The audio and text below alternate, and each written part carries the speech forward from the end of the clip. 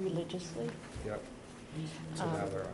So now he's on milk and on solids and everything, and Well, that's a big break. yeah. Don't you feel like you're just about to give up the ship, and then it changes? Like you're like, I could never buy another bottle of formula because the formula is so expensive. Yeah, yeah. I could be buying this killed like a lobster every time. Yeah, I know. And then you're like, they get off of that, they're eating rice, and you're back to zero. And then you get into diapers, like, I could never do the diaper. And she was using cloth diapers, but the cloth diapers they have, it's like it's you put a disposable pad inside a cloth diaper. I told her, Is that like an environmentally friendly thing to do? yeah, Geez, yeah, see yeah. what would I know? There's plastic. Yeah, plastic's bad. I get that. Yeah, but she's really into that. I'm like, good for you. But she's loving motherhood. Never thought. Fordham graduate, majored in math and psychology, and she loves motherhood. She loves being at home. I mean, that's the best there is. I know. It's like For I that never little- thought. Have a baby and watch her grow up a little bit and be around. We did that. Pam was home. She worked at Harwich and was stepped in, so she could raise our two kids. And you know, you get what you put into it when you're raising them. Driving them relentlessly everywhere. Yeah, no. You know, cleaning up their barf. You get a good kid on the other end of it. Yeah. And, I'm so just good shocked. for her. So shocked. It's hard to do. Yeah, she loves it. I remember when I had my two, by the time the second was 6 months ago, I had to go back to work for part-time. I can't do this. Yeah. I was the same way. I go to work. Are we Are we ready? ready to roll? Yeah, that clock's a little slow, but it's 6:30 now. Okay. I call the meeting to order.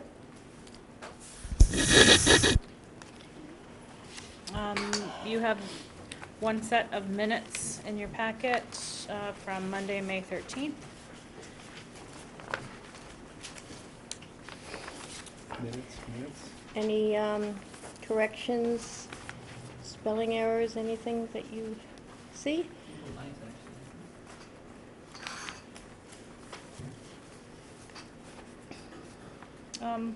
It should be May 13th. May May 13th. 13th. Do you have, Previous meeting, April 9th? that was the agenda item on the May 13th meeting? Okay. Got me confused here for a minute. I'll make a motion, second. Okay. Second, all in favor? And if I could Minutes just passed. confirm, who attended the May 14th session at the fire station, and the two of you? Dr. Cushing did not make it, okay. We'll have those minutes, it's just a quick minutes that, for next month. The next thing we have on our work session is to review draft tobacco regulations to include a restriction on flavored tobacco products. It's labeled as A in your packet. The first packet of information that's stapled together is backup information on menthol and mint flavored tobacco products, and information on truth about menthol. I'm not sure if you all got a chance to read that. And then the second part is sample regulations. We saw these in 2017, 2016, and we picked apart the parts that the board wanted to move forward with. What I've done is included the sample regulations in their entirety, highlighting in yellow the lines that we don't currently have in our regulations. And then what is not highlighted are parts of our regulations that are currently in effect.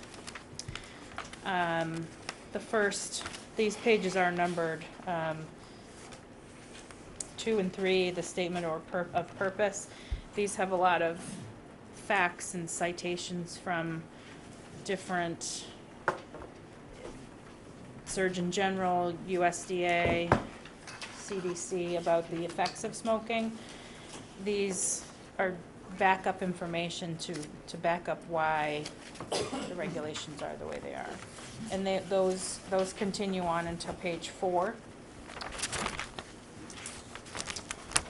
And then page 5, the sample regulations that you're considering tonight have new definitions. One is an adult-only retail tobacco store. It is an establishment not required to have a retail food permit, and its only purpose is to sell or offer to sell tobacco products and tobacco paraphernalia.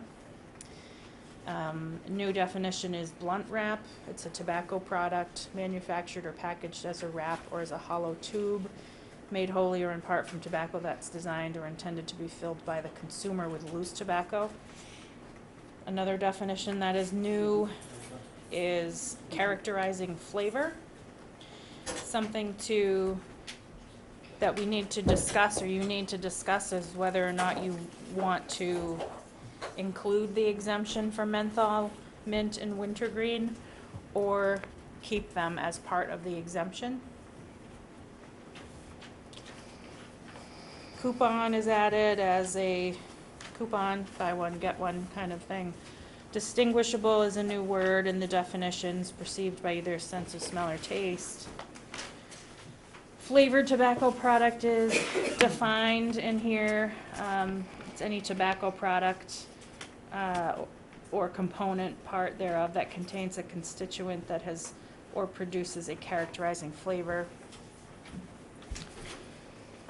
Listed or non-discounted price, it goes with the coupon section.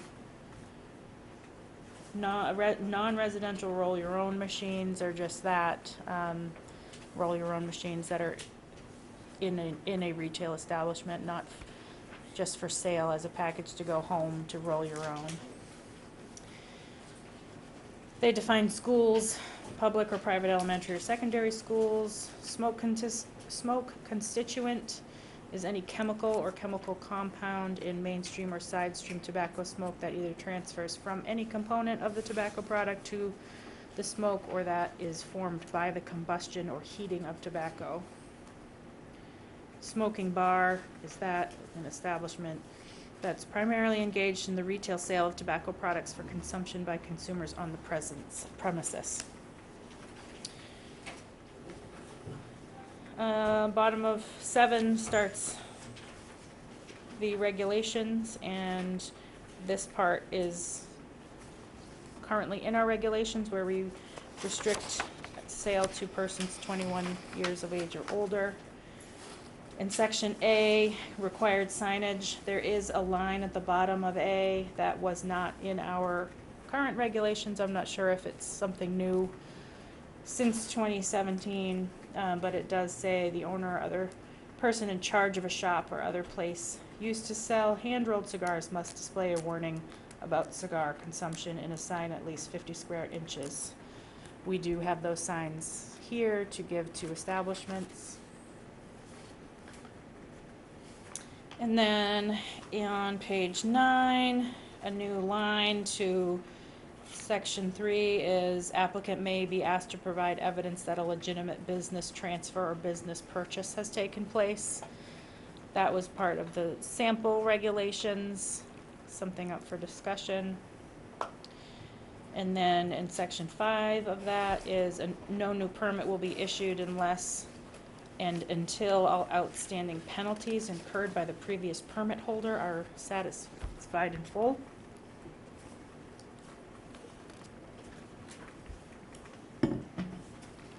Bottom of page 9, the new section of maximum number of tobacco product sales permits is a brand new section to consider. It would restrict the number of retail tobacco stores in the town. You could set a number of maximum number of tobacco sales in town. If one goes out of business and you already have your maximum number, you can't have another until the slot's available. Another new section on page 10 is cigar sales regulated. Excuse me. It talks about not selling or distributing single cigars unless they're priced for sale at $2.50 or more. They cannot sell any original factory wrapped package of 2 or more cigars unless such package is priced for retail sale at $5 or more. So single cigar at $2.50, package of 2, $5 or more.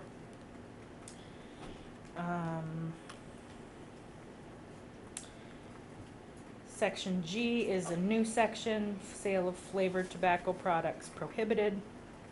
No person shall sell or distribute or cause to be sold or distributed any flavored tobacco product except at smoking bars and adult-only retail tobacco retail stores. Prohibiting the sale of blunt wraps is new, up for discussion. Free distribution and coupon redemption is new, up for discussion. Out of package sales on page 11. The new section is no permit holder shall refill a cartridge that is pre-filled and sealed by the manufacturer and is not intended to be opened by the consumer or retailer. A new section on page 12, non-residential roll-your-own machines are prohibited. Section P, some change in the language. Sale or distribution of tobacco products as defined herein must comply with those provisions found at 940 CMR 21, sale and distribution of cigarettes, smokeless tobacco, etc. One last addition to our regulations that varies from the sample is on page 13 in the violation section. In addition to monetary fines set above, any permit holder who engages in the sale or distribution of tobacco products while his or her permit is suspended shall be subject to the suspension of all Board of Health issued permits for 30 consecutive business days. Which means if they also sell food products, we would suspend the food product sale as well. So that is the May I interrupt for 1 draft. second? Could anybody who has not signed in, would you mind signing in, please? Sorry. Okay. And I'd also like to, after your discussion or during your discussion, point out that Sarah McColgan from the Tobacco Control Program is here to answer any technical questions about the reasoning behind the way the regulations were proposed. I have a question, just one word in this document, and that is characterizing. I do not understand that, it seems vague and difficult to understand, and I was wondering, is that a legal term, or can we change it to something a little bit more obvious? Characterizing is sort of vague, it doesn't demonstrate what you want is any flavor other than tobacco. Right, so I'll read through that definition. A distinguishable taste or aroma other than the taste or aroma of tobacco. Imparted or detectable either prior to or during consumption, blah, blah, blah, including but not limited to taste or aromas relating to fruit, chocolate, vanilla, honey candy, cocoa, dessert, alcoholic beverage, menthol, mint, wintergreen, herb, or spice. Well, the definition is fine, it's the word I don't like. It just doesn't mean anything to me, characterized. Unique would be perhaps a little bit closer to what I would think. Unique flavor other than tobacco. But I think this is industry specific, yeah, that's what I was thinking, somebody else made it up. and it's now become a regular buzzword So within the it's illegal, tobacco. right? That's what I was Yes. afraid of. Yeah. Well, I don't like it, but what can you say? So we have time to go through the parts that are new and discuss whether we can go through the big ones tonight and then talk about the smaller ones next month, or we can do it all tonight. Or we don't have to vote on anything, this is just a proposed draft. what you talk about tonight, we can do another draft, and then eventually when we're ready for a public hearing with the option to adopt, we will have notification to abutters. I don't have any problem with the menthol issue. Menthol is a drug. It's used, it's a local anesthetic. It's used in cough syrup and other cold products to numb the mucous membrane so that you don't feel so likely to cough. Okay? It doesn't work very well, but it has a pharmaceutical connotation. And I think, I don't object to banning it, but I don't think it should be mixed with mint and wintergreen, which are two flavors. I think menthol is exceptional because it has specific pharmacological effects beyond flavor. Are you saying you would include menthol in a restriction, Oh, or I you? would, yes, but I wouldn't lump it with mint and wintergreen, that's all. Because I think it's a separate issue. Nicotine is a good pharmaceutical. So you're saying that the flavored are okay? The mint and wintergreen, I have no problem with. I think menthol needs to be singled out as a particularly dangerous drug. Because it's an anesthetic, it reduces people's. But I mean, we're getting off the point. If you're opposed to it, No, I'm not opposed to menthol, I'm just opposed to. No, we're talking about the flavored. You're saying you would be in, you would vote positively to to limit Oh, flavors absolutely. and Yeah. He's not menthol. saying flowers. Are you flavors, I just don't saying think. it should be in a different paragraph or It's not a- something? It's not a flavor, it's a drug, that's my point. I think it kind of makes it wishy-washy to call it a flavor. Again, I think it's a industry considers it a flavor. Well, that's because when you suck it in, it cools the membrane. Yes, And it right. makes you feel as though it probably has some flavor of its own, but that's not why people smoke it. They smoke it because it numbs the tissues. Right.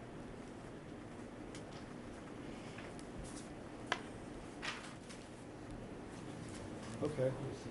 Okay. Pardon? Moving Yeah, on. right, exactly. Can you push the microphone closer to you as well? Oh, I'm sorry. Thanks. It's a totally different subject. I would suggest since we could be limited in time, with 82 meetings, that pages 1 through 4, which are the total background, and give the stats, be accepted for what they are, and then move on to what is the main issue here, which is authority and the actual product and intention. All right.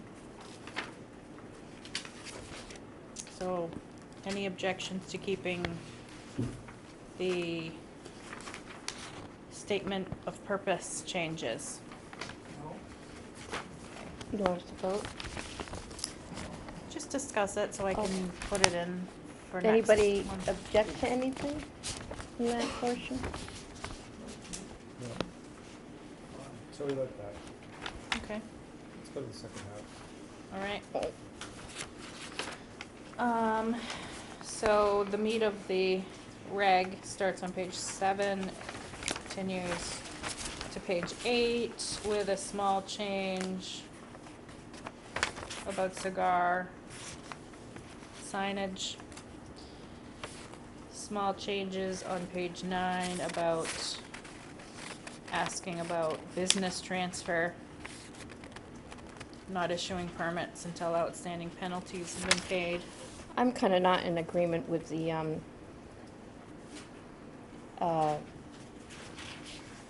holding all permits until the outstanding payment is paid.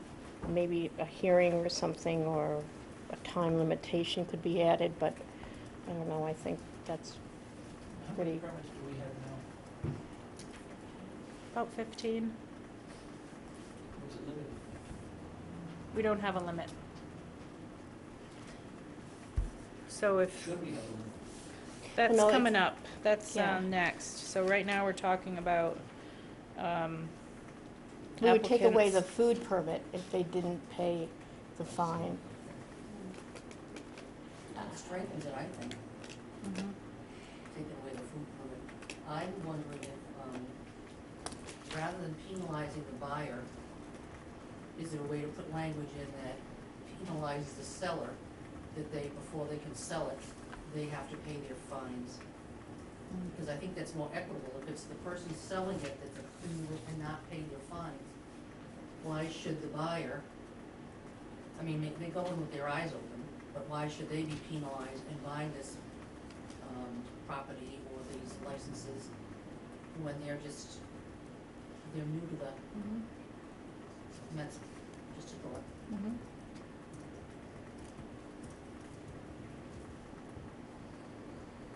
I'm not sure how we could regulate that. If someone were to sell a tobacco business, they don't have to ask our permission, but they need to ask our permission to have a new license.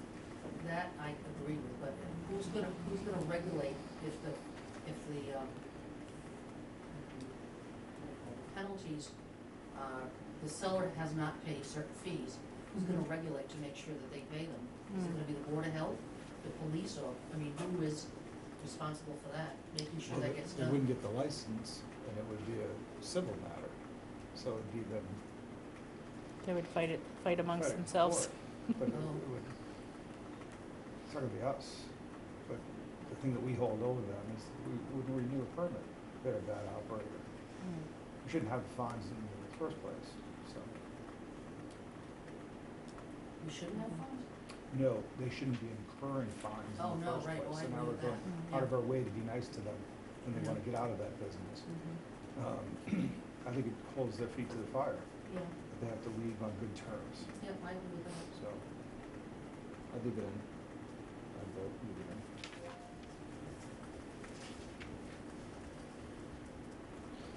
All right, well, we'll leave it in the draft and we'll look at it again next month, so, okay. Maximum number of tobacco product sales permits. This is a new section. New applicants for permits who are applying at a time when the maximum number of permits have been issued will be placed on a waiting list. So we would cap it at whatever we have, 15, Are we and at 15 right now? I believe it's about 15, maybe 14. But I- can we cap it at what we have right now? It's up to you. Yep. Yeah, that's the question, yeah. I know we have the authority to do it, but the question is, should it really be a warrant? You know, that's, I would think it's important enough to make it into a warrant, making a decision here, but that's my opinion. Oh, making it an annual town meeting vote rather than a Board of Health vote. Yeah. I don't think I don't agree with that. Okay. Why, who, up to now, who's put the cap on the number of permits? We do not have a cap. Someone Oh, you can, don't. So right, it's 15 is because 15 applied, not that you had to, we haven't denied any, oh, okay. right. So if someone new were to want an adult-only retail store, which we currently don't have, they wouldn't be able to until a different place had closed.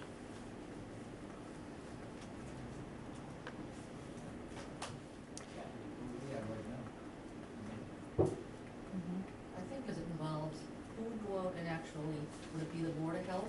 Or would it be another department that would be going out and, oh, I guess nobody has to go out, I was gonna say monitoring.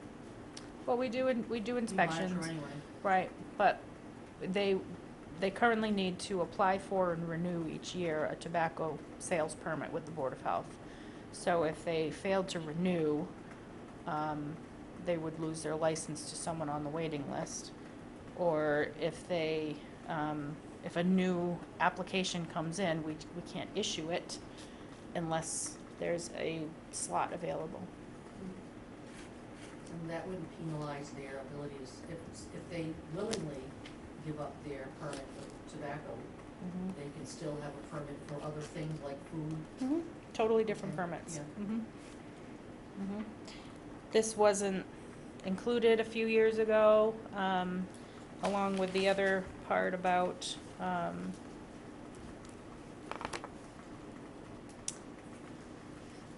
thought there was a part about sale, sale within 500 feet of a public or private elementary school. Those parts were not adopted last time we came through. I'm not sure there's public health reason or not. That's up to you guys to decide whether you want to cap them or not. Well, how is the distribution in your experience geographically of the places that sell tobacco? Does it include all sections of town? South Harwich, I don't believe so. We don't have any within 500 feet of a school currently. If you think of all the gas stations, convenience stores, that's where they are. In the fully baked shop in West Harwich, there's Not the much in Save North On. Harwich either, is there? No, but there isn't a retail, there isn't a commercial district there. Right. I'm totally in favor of having the language in there about restricting the number of feet from schools. Because Mhm. even though now that may not be an issue, it could come up, Mhm.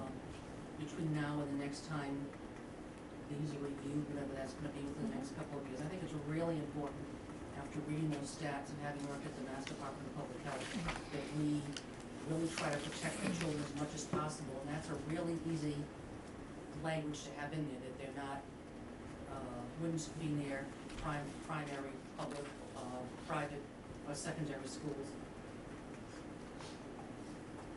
Okay. You want to mull over the cap? Okay, we'll move on. I like the cap, You like the cap? personally. Okay. We had to do a vote now. I'd cap it. Yeah, we want to Because take I a think vote what on we're that. doing is we're putting pressure on them right now, and without capping it, it's just, it's like not having a relief valve to it. It's just gonna pop up, Mhm. and, there's a lot of empty spaces that this kind of business could support. I think we have, there's places in town already, Mhm. 15 of them to go get, Mhm. so. Okay. I'm in favor of leaving it at cabinet, whatever our current level is. All right.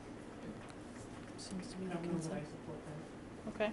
Well, I'll second that. all right. We'll keep it in the draft for public comment. The next section is on cigar sales. It limits distribution of single cigars of less than $2.50 or double cigars for less than $5. Whose idea was that? It's in the regulation proposed by the state. There must be some science behind that about, pocket change, kid's gonna go in, yeah. They're not gonna buy $5, put out Right. $5 for two I don't cigars. think they're the cigar smokers, the kids. Well, you can ask our buddy here. Oh, yes. Yeah, they are. Yeah. It was started in Boston because there were a lot of youth purchasing cigars, and they do everywhere, particularly the flavored cigars. And so what Boston did as the first city to enact this was to set the price at $2.50, even for a cigar that might have been 50 cents before that. Because youth are very cost conscious, they're protective of their own money, although they might not be of their parents' money. But is what was seen after that with a study that was done was that the sale of cigars dramatically went down when the price was raised, including the flavored cigars. And those are the ones that kids will buy predominantly. The thin little ones or the blunt cigars.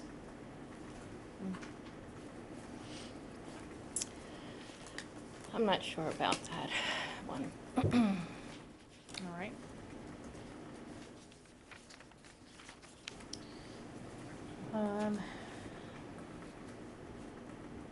then G is what kind of brought us here to begin with, was the no person shall sell or distribute or cause to be sold or distributed any flavored tobacco product, except in smoking bars and adult-only retail tobacco stores.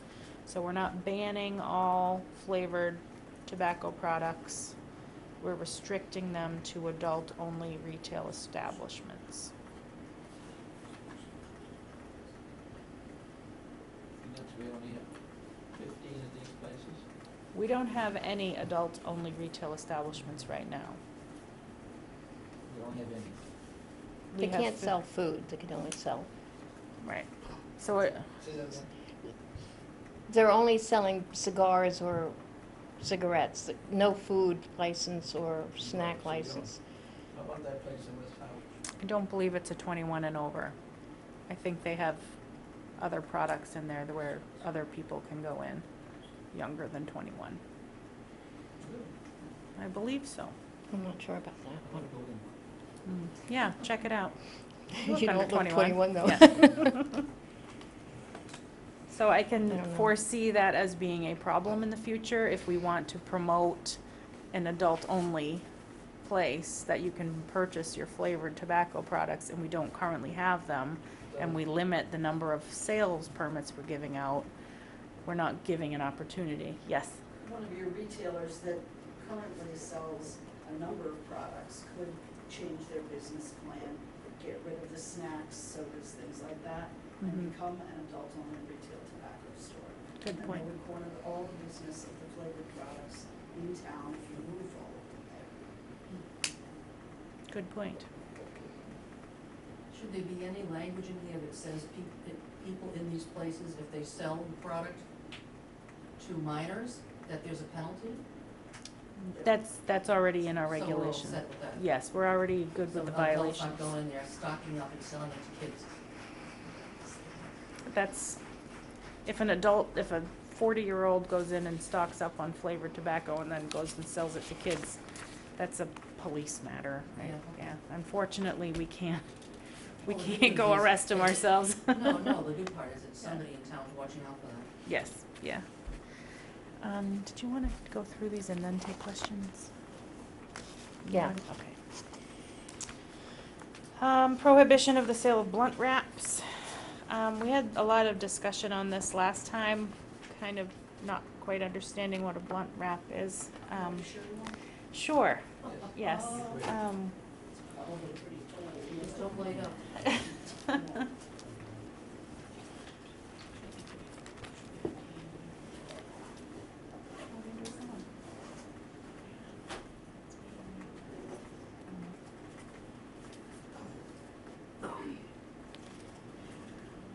Any weed in it?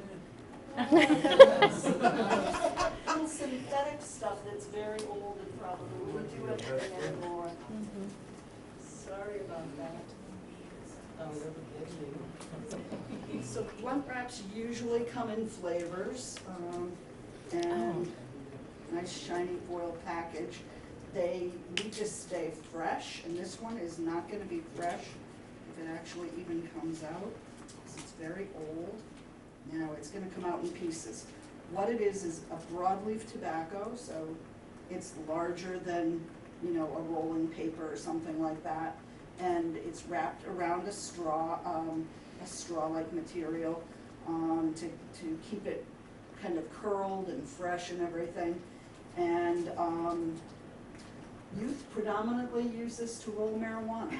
They're not rolling cigarettes with it. It's sort of like a cigar without the stuff. Without the stuff in it, yeah, Just the leaf. exactly. The leaf on the Exactly. outside. And as I said, they're usually flavored. I'll pass it around, you can kind of look in, but if you take it out, it's all crumbled because it's very old.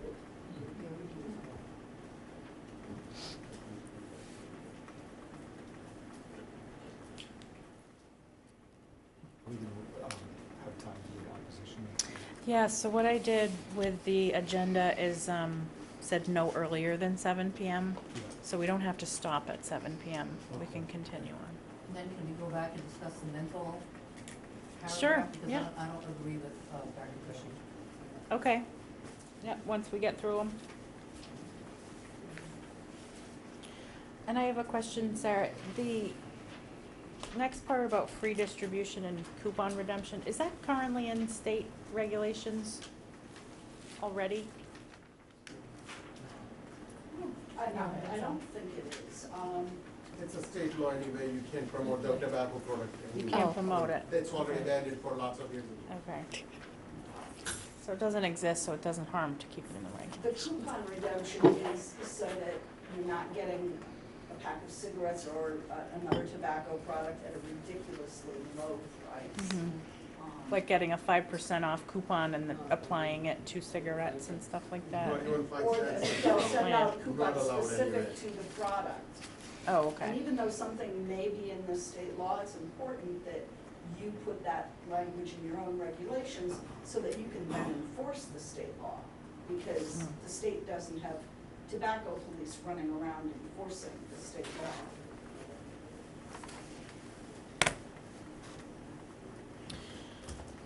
And then the last part that isn't just a kind of a cleanup language is on page 13 on the violations. This section would suspend all Board of Health issued permits, food permits, milk and cream permits, that they would sell as part of a separate Board of Health license if they. That's what I thought I was saying before. Mm. I'm sorry. Yeah. This is what I don't agree with. This is what you don't agree with. So if a tobacco retailer who engages in the sale or distribution of products while his or her permit is suspended shall be subject to the suspension of all other Board of Health regulated permits. So if a tobacco retailer has gone through the fines and gone through the Board of Health hearing and the Board of Health has decided to suspend their license, which would take more than a few weeks, so we'd be talking months, a months-long process to get to the point of suspending a tobacco retailer's permit. At that point, this regulation would allow you to suspend their food service permit, their milk and cream permit for selling other additional products. Well, if it's somewhat voluntary on the part of the board, then I think the word shall probably ought to be changed to may. Well, it's in the food code, you're able to suspend a permit through different means. But this would put it in here that says, if you sell tobacco products while your permit is in suspension, we will take away your food permit as well. Yeah. That's what fine, it says. but it's not optional then. Right. I mean, the board doesn't find it optional, that's what I'm getting at, right? Right, so if you're looking at changing shall to may? Yeah, I think whatever we decide, everybody has to be treated equally, so I think that if you put in May, it's very, favoritism or whatever. One store could be treated by one inspector and another store might take away the permit, so I think it leaves too much, so I think we need to say either shall, or take it out altogether. We could have hearings or something, but I don't think it should just be a carte blanche. Take away all their permits, that's my feeling. If they're repeat offenders, maybe they should have it taken away.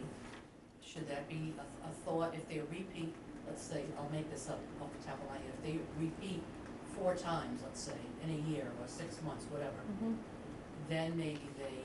Yeah, we could get add permits. language like that. But someone who just does it once, Right. So let me remind you of the violations. So we have the first violation, a fine of $100. Second violation, if it's within, ours is 24 months of the date of the current violation, a fine of $200. And the tobacco sales permit may be suspended for 7 days.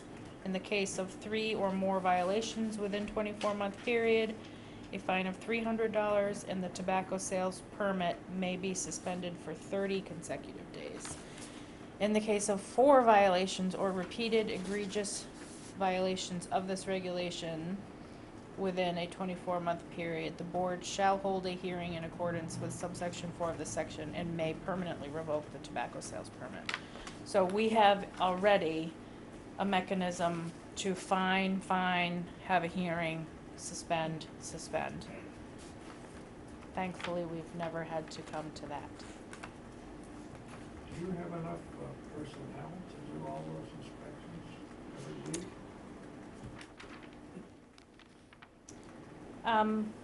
If we were to suspend a tobacco permit for 7 days, we would make it a priority to visit, but, That doesn't put you under any stress. well, since it's never happened, I would say no.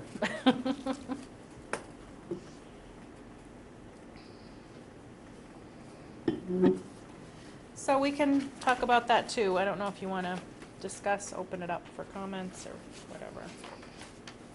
I'm going to open up to the audience. Just have them go to the microphone and say who they are.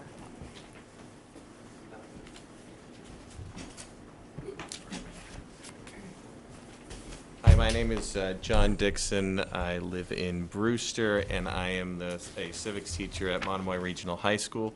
It is my students who have come and entertained you over a couple of meetings prior, and they could not be here tonight because they have their first exams tomorrow. So we don't have any students tonight, so I am representing them. I did want to, on a somewhat side note, report that they presented their project, this was part of their Project Citizen, at a state showcase, and they won the best overall presentation at the state showcase. So I didn't bring the plaque. I could have, but sorry, I forgot to bring the plaque. Maybe they'll bring it to a subsequent meeting.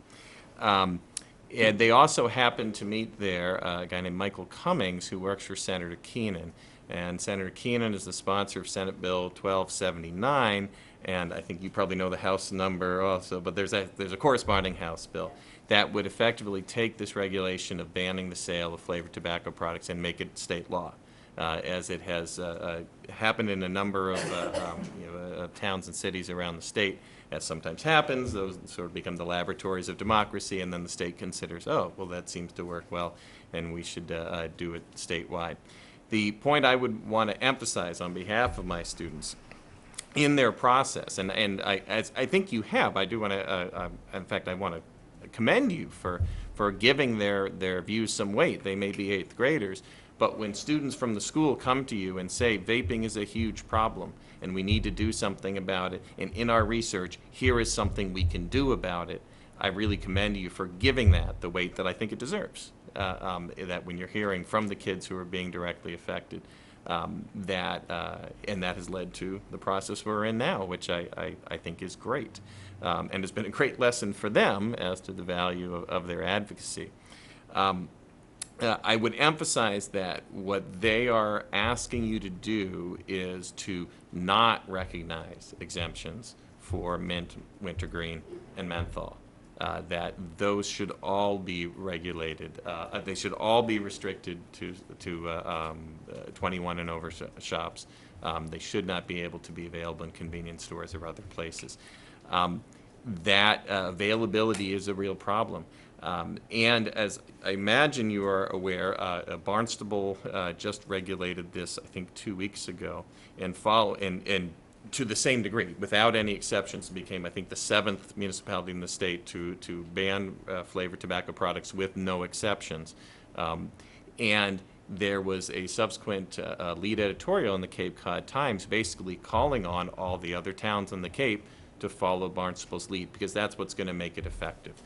If all it means is you have to go to the next town to get it, it won't have the great effect. But if all the Cape and Islands towns do so, as you are considering, as Chatham is considering, and Chatham is actually going to a public hearing next week on their regulation, that they will have a much more, the effect that we want it to have, which is to make it so students can't get it, it's not available, because it is proven very, very difficult for schools to to try and regulate within the school setting. I mean, much less what kids are doing outside of school, but even within the school setting, even at a Cape Cod Technical High School that installed vape detectors, they found it was still not very effective, because while they might get a hit on their one, that there's a detection, when they respond to that, it doesn't lead to an easy situation. Oh, well, there's one clear person that's clearly a person who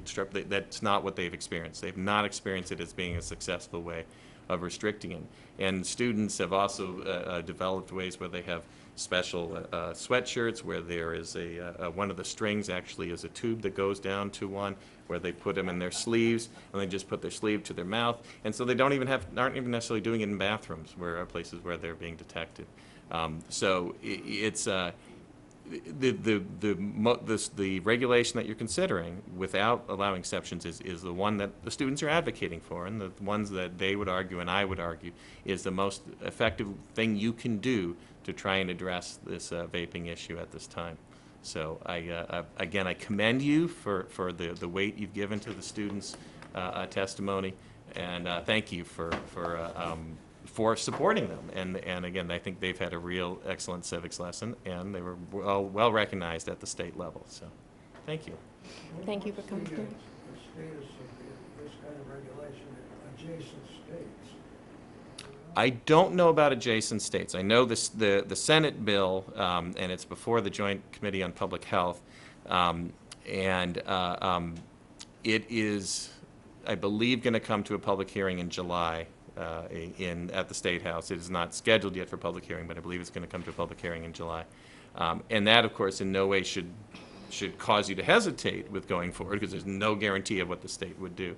But I think it should give you a sense that you're in the right lane. And I was looking at a draft of the state law as you were reading the definitions, and they're all the exact same definitions. And so you may think, well, menthol is different from and it is different, of course, but under the state regulations, they're listed right along the same way. They are lumped in, if you will, but it's the same thing. But it will have the same effect. If you were to pull it out and put it in a separate one, because it is some different, it would have the same effect as what they're doing now, in terms of restricting it in the ways that I think they should be restricted, and the way I think you agree that they should be restricted. Why don't, what's the situation on online purchase of these products? So that they are, as I understand it, and you would defer to someone who knows more than me here, but as I understand it, they are supposed to try and demonstrate online. Any retailer online is supposed to have a way of making someone demonstrate that they're 20 years of age or older in order for them to follow that purchase. But as you might imagine, in the world of online purchases, that's not a flawless system. So Is it a pretty good system or not good at all? Most youth are reporting, 70% are reporting that they're not buying online, they're buying in brick and mortar stores. Even though the industry will tell you otherwise. Excuse me? Is it because it's easier or cheaper or? Just a lot of different reasons. I mean, you know, online there are some places that you purchase from do make you verify your age before you can take delivery. Some don't, and you know, it's easy for a 21-year-old to buy a number of products online and sell them to all the 15-year-olds in the neighborhood, just like they can do in a store. Yes. There is a 99.99% websites doesn't check ID or any identification. I can guarantee you for that. Only Jew is the only one needs the identification on online. They can buy from anywhere, anytime, any age. It's just you got one click, that's it. They can buy it, and they can get it anywhere. Any website. Any website. The problem is, you folks can't affect what happens online. You don't have authority over that. You do have authority over what happens in retail stores in your community. So we're asking that you do what you can do. if there are no other, I'll step down and let other people step up if there are no questions I can answer for you. No, but Thank you all appreciate you again. coming. Thank you all very much. Thank you. Come up.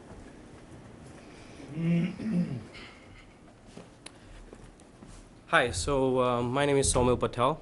and I have graduated from Harwich High School. I was student of Mr. Dixon for 2 years. So what I'm trying to say is there's already a law saying you have to be 21 to buy these. Now restricting, sale of all of it and having adult only stores tobacco, which we don't have, and putting the cap on the permits will just not work, I feel like, efficiently.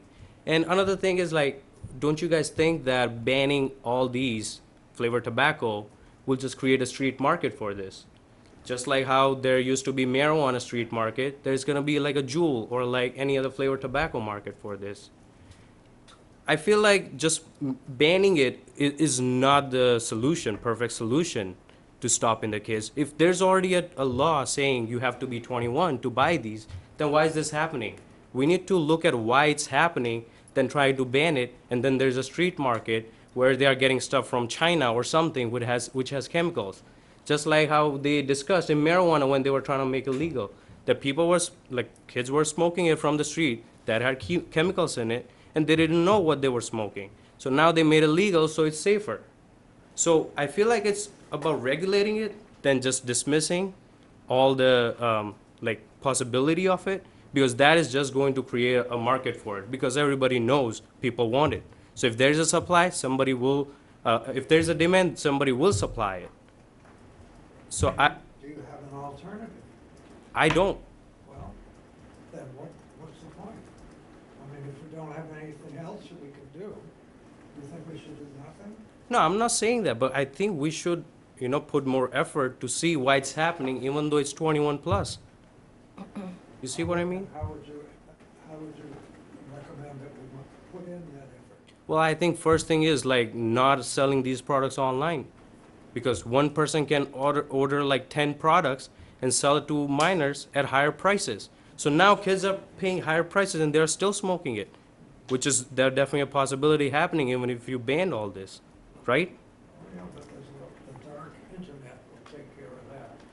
Well, then let's say not all the towns are banning it. The next state is not banning it. So there's going to be a market for this. Sure, we know that.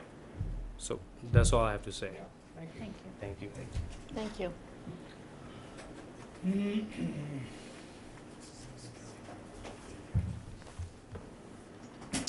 Good evening, Director Eldridge, Chairman Howell, members of the board. My name is Jess Oyer. I'm an attorney with the law firm Fletcher Tilton. We have offices throughout Massachusetts, including one here on the Cape in Centerville. And I'm here on behalf of a client of my firm, the Coalition for Responsible Retailing, or CRR. CRR is made up of member retail stores like those you have here in Harwich and looks out for the interests of those stores. So I'm here on behalf of CRR to advocate that the board not vote in favor of the regulations that you're contemplating here tonight. There's several reasons why that is our position. I will go through those in a moment. Sure. I do want to mention quickly, I realize that the position that I'm advocating is an unpopular one. There is significant momentum in the state to pass these regulations. There's significant concern, obviously, with the situation in the schools. I'm not here to argue that there's not a situation in the schools that needs to be addressed, and I'm not arguing that you should sit back and do nothing. What I am here to present is an alternative which we think is far more sensible and far more sort of logically coherent and will address the problem at its source, rather than focusing on one channel when you don't even know that that channel is really the source by which the kids are getting these products. So I'll go through the three principal reasons why we advocate in opposition of these regulations. So first, there are two sources of data with respect to the store's compliance rate, right? There's FDA compliance data, and that actually applies to Harwich. Over the last year, the FDA compliance data, so from about May 2018 through the present, there were 15 spot checks in the town of Harwich, 2 failed. So you have a compliance rate of about 87, which is a good compliance rate. I've seen better and I would hope for better, but that's a good compliance rate, especially since there's a small sample size. It's not really giving you necessarily an accurate picture. Now, if you look at the tobacco community fact sheet, which is put out by the Massachusetts Department of Public Health, it actually says that the illegal sales rate is not available for Harwich, but it focuses on the statewide sales rate, which is 7%, meaning that there's a 93% compliance rate. So if you look at either of those compliance rates, basically what that's telling you is the stores are doing their job and prohibiting the sales to minors in the vast majority of instances in which minors are coming to those brick and mortar stores and attempting to make purchases. And so if that's the case, what effect, if any, is it going to have to enact regulations such as these that are going to remove products from the shelves of these stores, especially when according to CDC data, 14% of underage individuals report getting products from stores. 86% are from other channels, a lot of which are social sources and through the internet. So by social sources, I mean through an older of age acquaintance or family member, and again, obviously, internet sales. So the only channel that we have data for is the channel through the stores. And the data suggests that there is not a significant portion of these products sort of accidentally or inadvertently being sold to the youth through the stores. So in my mind, it makes no sense whatsoever to target the stores through these regulations and remove the products from the stores instead of targeting the other channels. But the solution that I'm advocating is not to target the other channels, because I realize the board doesn't have the power to regulate the internet or to stop family members from buying products for their younger family members or for younger acquaintances. So what we advocate is the enactment of purchase, use, and possession laws. What that would allow the town of Harwich to do is actually confiscate these products from underage individuals and potentially issue civil citations. So currently, Massachusetts is one of only 6 states that does not have purchase, use, and possession laws in effect as against tobacco. 44 other states and the District of Columbia do have purchase, use, and possession laws in effect as against tobacco. And again, that makes the purchase, the possession, and the use of these products illegal if you're under the age of 21. Now, it's not a criminal sanction. Obviously, you as the board can determine what the penalty is, and I certainly would not advocate for a criminal penalty. I would advocate in favor of some sort of civil citation and a confiscation of the product itself. And in my mind, any sensible regulation has to actually disincentivize the behavior that you're seeking to stop or to curb, right? So if you focus on the stores, the children aren't going to be disincentivized whatsoever from just going to the next available channel. But if you actually focus on the use itself, then you're disincentivizing that use, and the children are discouraged to go to any channel and continue using it. And there's actually a study. So there should have been an email that was received by the General Health email address earlier today. And I sent a letter with several attachments. One of those attachments is a study out of the National Institute of Health, which actually was published in 2009, and it focuses on the efficacy of purchase, use, and possession laws when properly enforced. Obviously, you don't want to just pass this regulation and have no one enforce it, because enforcement is key. But when properly enforced, the authors of the study found that it was the most important part of their regulatory framework. So as a result of proper enforcement of these purchase, use, and possession laws, I think in 24 towns in Illinois, which is where it was studied, they found that the self-reported use among underage individuals went down drastically. As a result, the perceived use in the town generally went down when polling sort of the citizens of these individual communities, right? So you have a reduction in the youth use, and then you have a reduction in general population perception of use, both of which feed back into each other to continue to sort of force a reduction in use over time. And again, I think just the ability to focus on the actual use and the actual behavior that you're looking to stop is far more effective than regulating this at the level of one channel, the stores, when we know that their compliance rate is high. And, in my mind, it's sort of like taking a shot in the dark, crossing your fingers, and hoping that you get to the result that you want, whereas purchase, use, and possession laws actually allows you to focus on what you want to accomplish. All right, who's empowered to do this confiscation, and what, if any, legal effect would they have? So I would suggest that the passing of the regulations would be. So if I can draw an analogy to marijuana, if you are underage, I don't believe, at least to a certain extent. Well, let's say. My question is, who takes the thing out of the person's hand? I think it would. Under what circumstances and what legal authority do Sure. So I think it would be the police, and I think the authority would be the enactment of the regulations that this board would make. Only the police would be doing it. Well, if there's an individual, I don't know if Harwich has sort of corrections officers within the school system who sort of make sure that kids are adhering to the rules that are applicable inside of the schools, but or maybe teachers and so forth would be empowered to confiscate it and do the same, and maybe the Are they being empowered to Cur- confiscate? Teachers? currently. Yeah. I do not know if teachers are currently in Harwich empowered to confiscate these products. I'm talking about all these studies that you're quoting. In the studies, Are teachers going in and taking these things out of the kids' hands? no, in the studies it is law enforcement. Well, then, I don't understand why you get such good results. You know the police aren't going into bathrooms in the schools. And I would agree. And so I've had this conversation with other boards of health, and an analogy that I've used in the past is if you think about speeding tickets, right? Every single person that drives over 65 miles per hour is not getting a ticket. But the fact that you know it's illegal forces you, and the fact that you know there's a potential for you to get a ticket forces you to bring your speed down and obey the law, right? So the thought or the hope is that with the passing of these regulations, the fact that children know they can get in trouble, that fear, for lack of a better word, forces them to follow the regulations and stop using these products to the extent that they're currently using them. This isn't, no solution is perfect, but the current situation is that there's a reported epidemic in the school systems, right?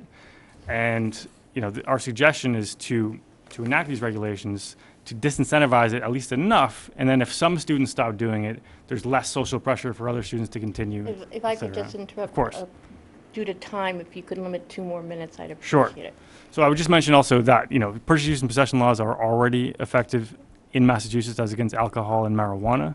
So why not, as a first step, bring tobacco within the same regulatory framework? And then, let's say, a year down the line, when you have data available to you, if that's still not working, then I think it makes more sense to consider something more sort of outside of the general sort of scope of regulation of age-restricted products, like the regulations that you're contemplating. I am totally against going up to kids and confiscating product, because I think there's been enough news, not about cigarettes, but on the news about the people who, unfortunately, in this country who are targeted, that have been killed are predominantly people of color. And I really think to send police, I don't know who's paying the police, but to send police into school to confiscate product, or what about the examples you were just given of the gentleman that just said in a sweatshirt or whatever. I just think that basically that's against the rights of kids to be. Okay, I think we're getting off the subject here. Okay, but okay. so there's my viewpoint. Sure. I would just briefly say in response that, the same laws apply to marijuana and alcohol, so I don't think it would be sort of this new realm of danger presented to kids if it were to be applied to tobacco as well. And I'll just mention very quickly some of the other documentation that I provided via email. There's another study out of the New England Journal of Medicine. So I'll recap really quickly. The first point was that this is not the best way to regulate this. There are better ways, specifically purchase, use, and possession laws. And it brings it in line with other states. It brings it in line with the same way we treat alcohol and marijuana. The second point was that these regulations that you're contemplating could actually have adverse health consequences on the public. Reason being is that about 2.5 million Americans rely on electronic cigarette products to keep themselves off of more dangerous combustibles. Combustible cigarettes, as we all probably know, are responsible for approximately 400,000 preventable deaths per year.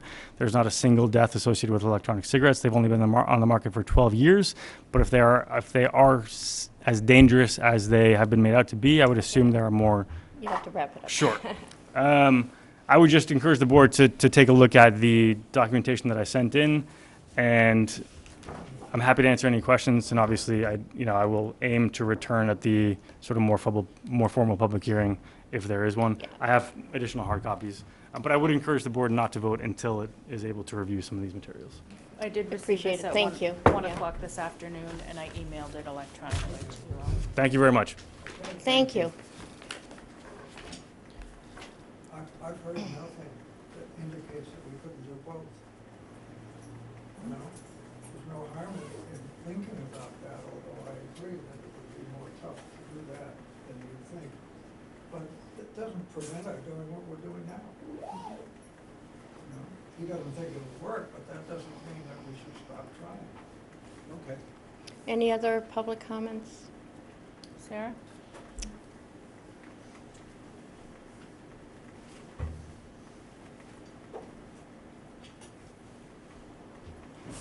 Good evening. Again, my name's Sarah McColgan. I'm the director of the Tobacco Control Program for the Massachusetts Health Officers Association. So I don't work for the state. I'm not a state employee. We do have a contract with the Department of Public Health.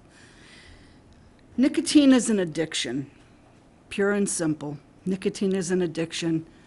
Electronic devices, even though they may say that they contain no nicotine, have been tested, and they do contain nicotine. What the tobacco industry, and some of you are around my age, so the tobacco industry fooled our generation, fooled our parents' generation. What the tobacco industry has done for generations, unfortunately, is they've succeeded in getting another generation of American youth addicted to nicotine. Kids started vaping because it was cool, it looked neat, it was fun, you can get away with it at school. You can even smoke marijuana in class, and a lot of times teachers don't even know it. And now, kids are addicted, and kids are starting to come into the health office at school, starting to talk to their pediatricians, their parents about, I can't stop. Kids have been sent to rehab because of their addiction to electronics and vaping, and it's become a major problem. So unfortunately, the industry has succeeded again. When you talk about 2.5 million Americans, adults, rely on electronic cigarettes, for every adult that would have to go to an adult-only store to purchase their product, how many youth would you be keeping from not only purchasing products illegally in retail stores, but also seeing them?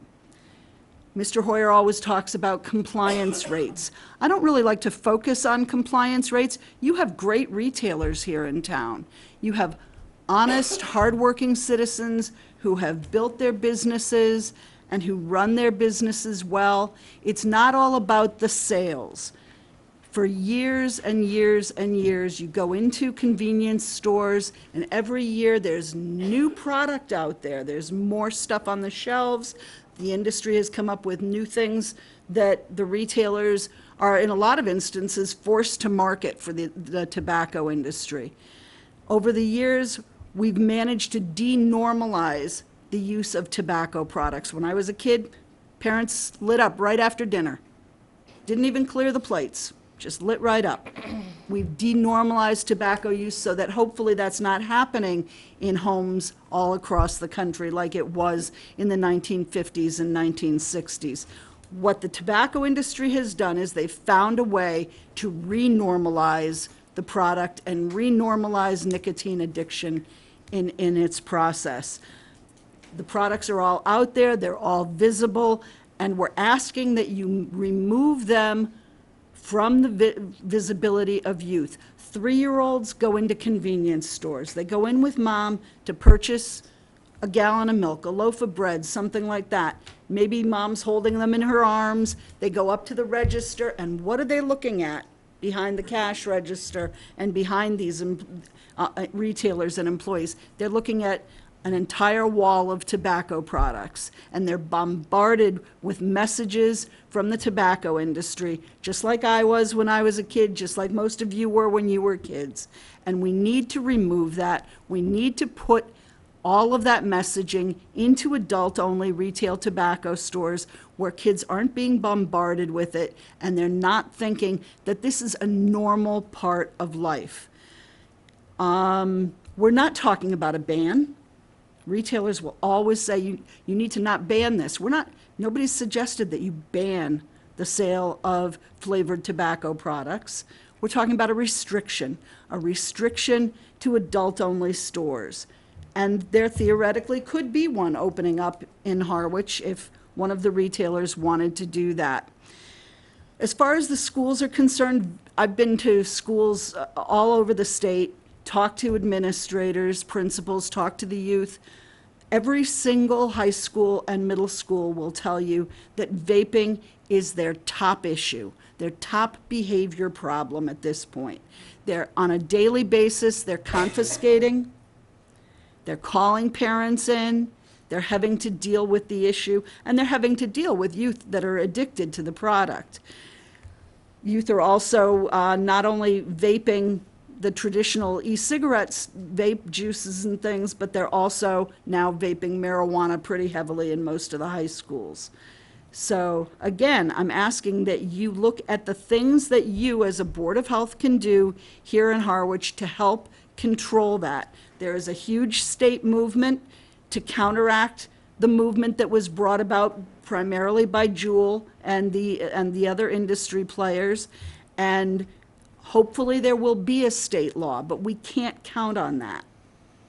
We can't count on that. Generally, it takes 6 years from the inception of a bill to the passage of a state law. This may make it in less than 6 years, but the only way it's going to make it is if individual boards of health rule locally and control locally, so that the state will then look at it and say, well, 3/4 of the population has done it.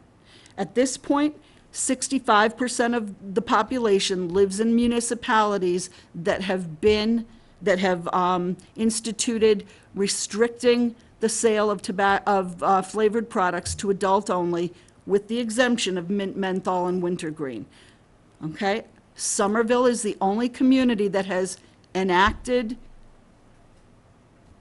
removing mint, menthol, and wintergreen. 6 other communities are have voted on it, but it hasn't taken effect yet. They take effect between July 1st and January 1st.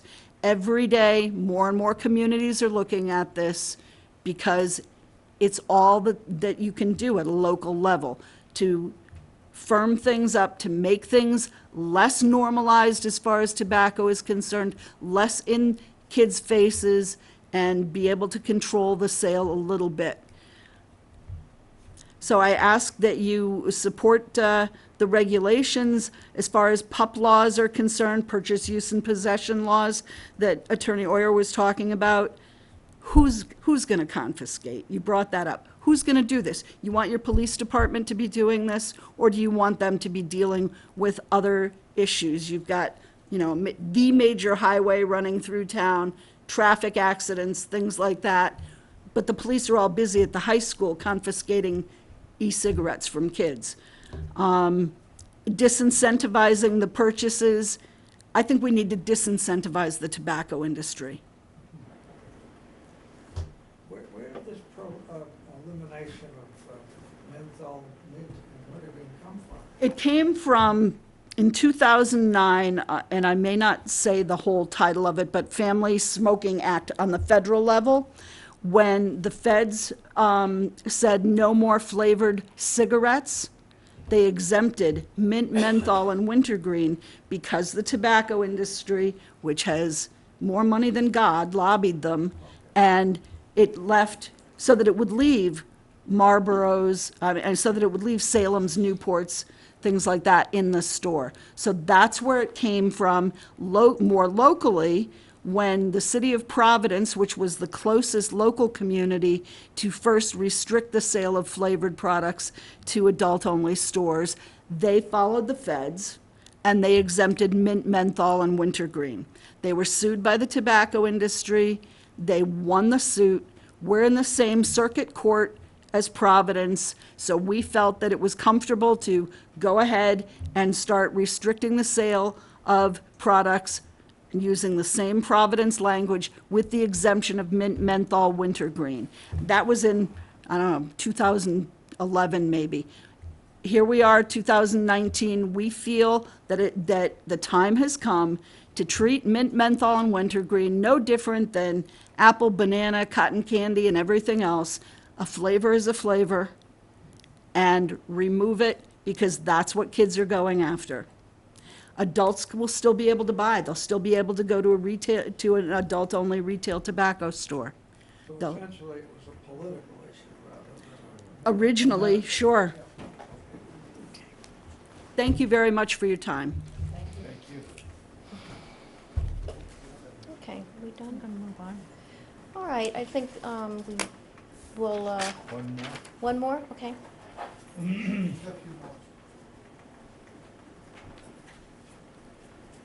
restrict it to new information. Hmm? You can ask him if he starts repeating things. Okay. Just say. Good evening. My name is Paresh Patel, owner of East Harwich Market. My cousin. And my name Pareen. is Pareen. I'm the manager of the East Harwich Market. Thank you for letting us speak today. We all know we have issue, the youth smoking across the country and the state. As an adult and as a business owner, we are against the regulation. We all know that tobacco isn't good for us, but still it's a legal product. And we are selling it to legal age customer with the proper ID check, and we refuse to sell if we don't have a proper ID, or we think person is under age of 27, we don't sell them. This business is our livelihood. We work hard, 14, 16 hours a day, 7 days a week. Selling a legal product with the legal measurement we have in the store, we're doing everything we can to stop kids smoking. We have no problem with the regulation.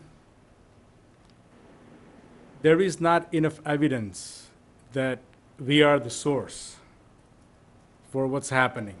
We are not with it, we are against it, we know what's going on. The few town ban tobacco,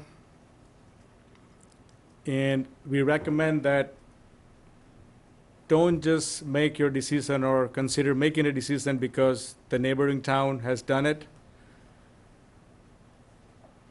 As a board, you need to make sure that you prove that to the retailer that what you are doing or what you're trying to do, it's happening from the convenience store part of it.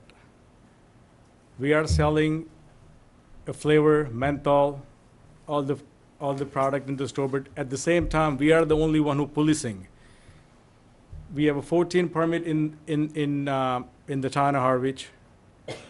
There is no tobacco or smoke shop or adult-only shop. Am I correct? Yep.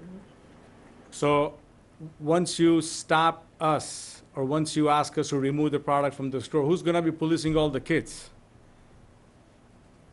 As of right now, I don't think anyone in the town does it but the retailer. Nobody asks for ID, we do. As FDA record or the town record for the underage, it doesn't happen from the store. We are not the source. I don't know why we become a target. It's not because of us. We understand you're trying to pass something. We know it's good for all of us. It's good for our kids. It's perfectly fine. But why penalizing the retailer? It doesn't happen in our store. We are not the source. By banning the flavor in town of Harwich, it's not gonna stop youth smoking. As I mentioned several times, we are not the source. What's gonna happen? They're gonna go to neighboring town, online, or whatever. If the whole Cape Cod put a ban on it, or the whole state put a ban on it, there's an older brother, senior friend. This is where the product is getting to the youth, not from us. So that's the one reason, like, why we put such a ban and put a hardship onto the retailer where they make their life, make the better life, treat the family, bring the food on the table, send kids to the better college, all that stuff. We are willing to talk to the board because a lot of things we've been noticing, we goes to the town meeting like that. There is something we all can do together. You visit the store, we are willing, like I mentioned, the signage and stuff. It's not because we want to put up the signage. It's like If you want to sell Marlboro, we have to put a signage. It's a part of their contract with us. We wanted to sell the Jewel. They asked us to put a sign. It's not because we want to put the sign. They gave us the sign. It's a part of the contract. They ask us to put 3 facing of that. If you don't do it, our wholesale cost goes up. That is the reason we have a signage in the store. But there is a way we can come up with something, try to put the product so it's not as visible as other stuff under the counter or put them in the cabinet. Take all the retail signage out. You know, there's few measure we can take within, as a community, as a business owner, as a board. We have to discuss that before you guys just go out and vote on it and just pass a regulation. Let me ask you this. Yes, sir. Other than the actual permitting process, what are you objecting to in the regulations? So, once you put a restriction that the convenience store cannot sell menthol, mint, and any other flavor, that would, To young people, right? no, it's not for the young, it's for everybody. This is what's going on. It's for, even myself as a customer, I cannot go to the store and buy a menthol cigarette from the convenience store or gas station. This is what's happening. That's what you're objecting We recommend that you would not vote on that, because we are not the source selling it to the minor. The problem we have, it's a youth smoking. The source is not us. Why the retailer's getting penalized for something we are not doing it? So, Do you have any other Yeah. comments? We appreciate Nope, what that's you're it, saying, so- yeah. thank you for listening. Thank you. Appreciate it, guys. Thank you. Okay, We gotta move on. that's, we're gonna close this, discussion now. So, thank you very much. We haven't made any decisions. We're not gonna vote on anything tonight, correct?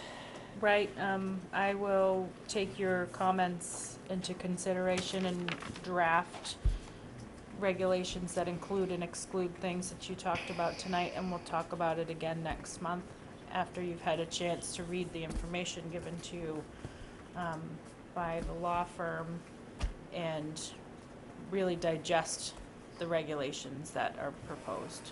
This was just our first reading of the proposed regulations, so I think it's time for everyone to read through them on their own and make sure they completely understand what we'd be voting on. And we'll have There it is come back. nothing in here to prevent people selling mint vapes to adults, right? Currently, we do not restrict any flavors. Yeah. So if we did adopt this regulation, all flavored tobacco products, including mint, menthol, and wintergreen, would only be allowed to be sold at adult-only Yeah. stores. Then what's he talking about? He's saying His livelihood. his livelihood.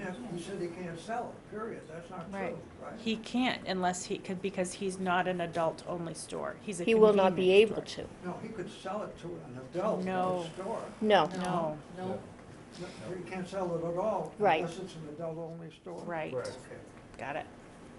All right. okay, thank you very much, everybody who came, I appreciate it.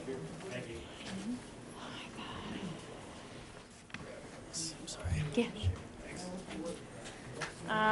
Moving on, the next item on the agenda is the VNA contract for FY '20.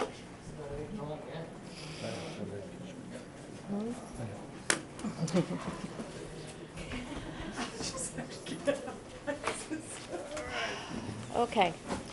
Did everybody look at that? Does everybody approve? Any questions? It has not changed since last year. We had a $4,000 budget last year. We have a $4,000 budget again this year. Just need your approval so we can send it up to the selectmen for approval. Use it all last year?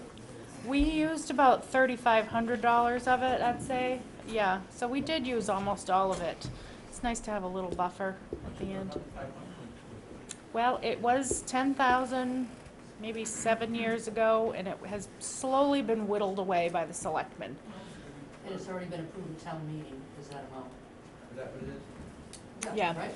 Right, if you were interested in increasing it for FY '21, we can talk about that come like November when it's budget time.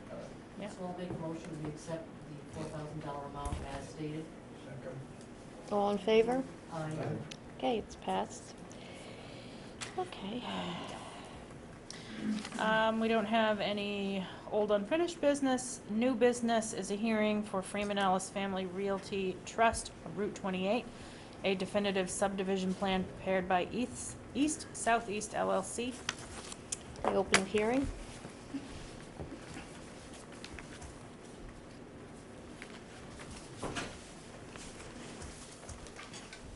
Good evening. For the record, I'm Thad Eldridge with East Southeast, and we have a definitive subdivision plan. It's 2 lots and a parcel off of Route 39 in vicinity of the Thompson's Field. Each lot is more than 40,000 square feet.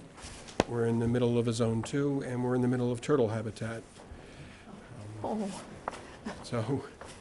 But we can meet the 1 bedroom per 10,000 square feet. The parcel in the rear is open space, aggregation land if you choose so. If you have any questions, I'd be happy to answer them.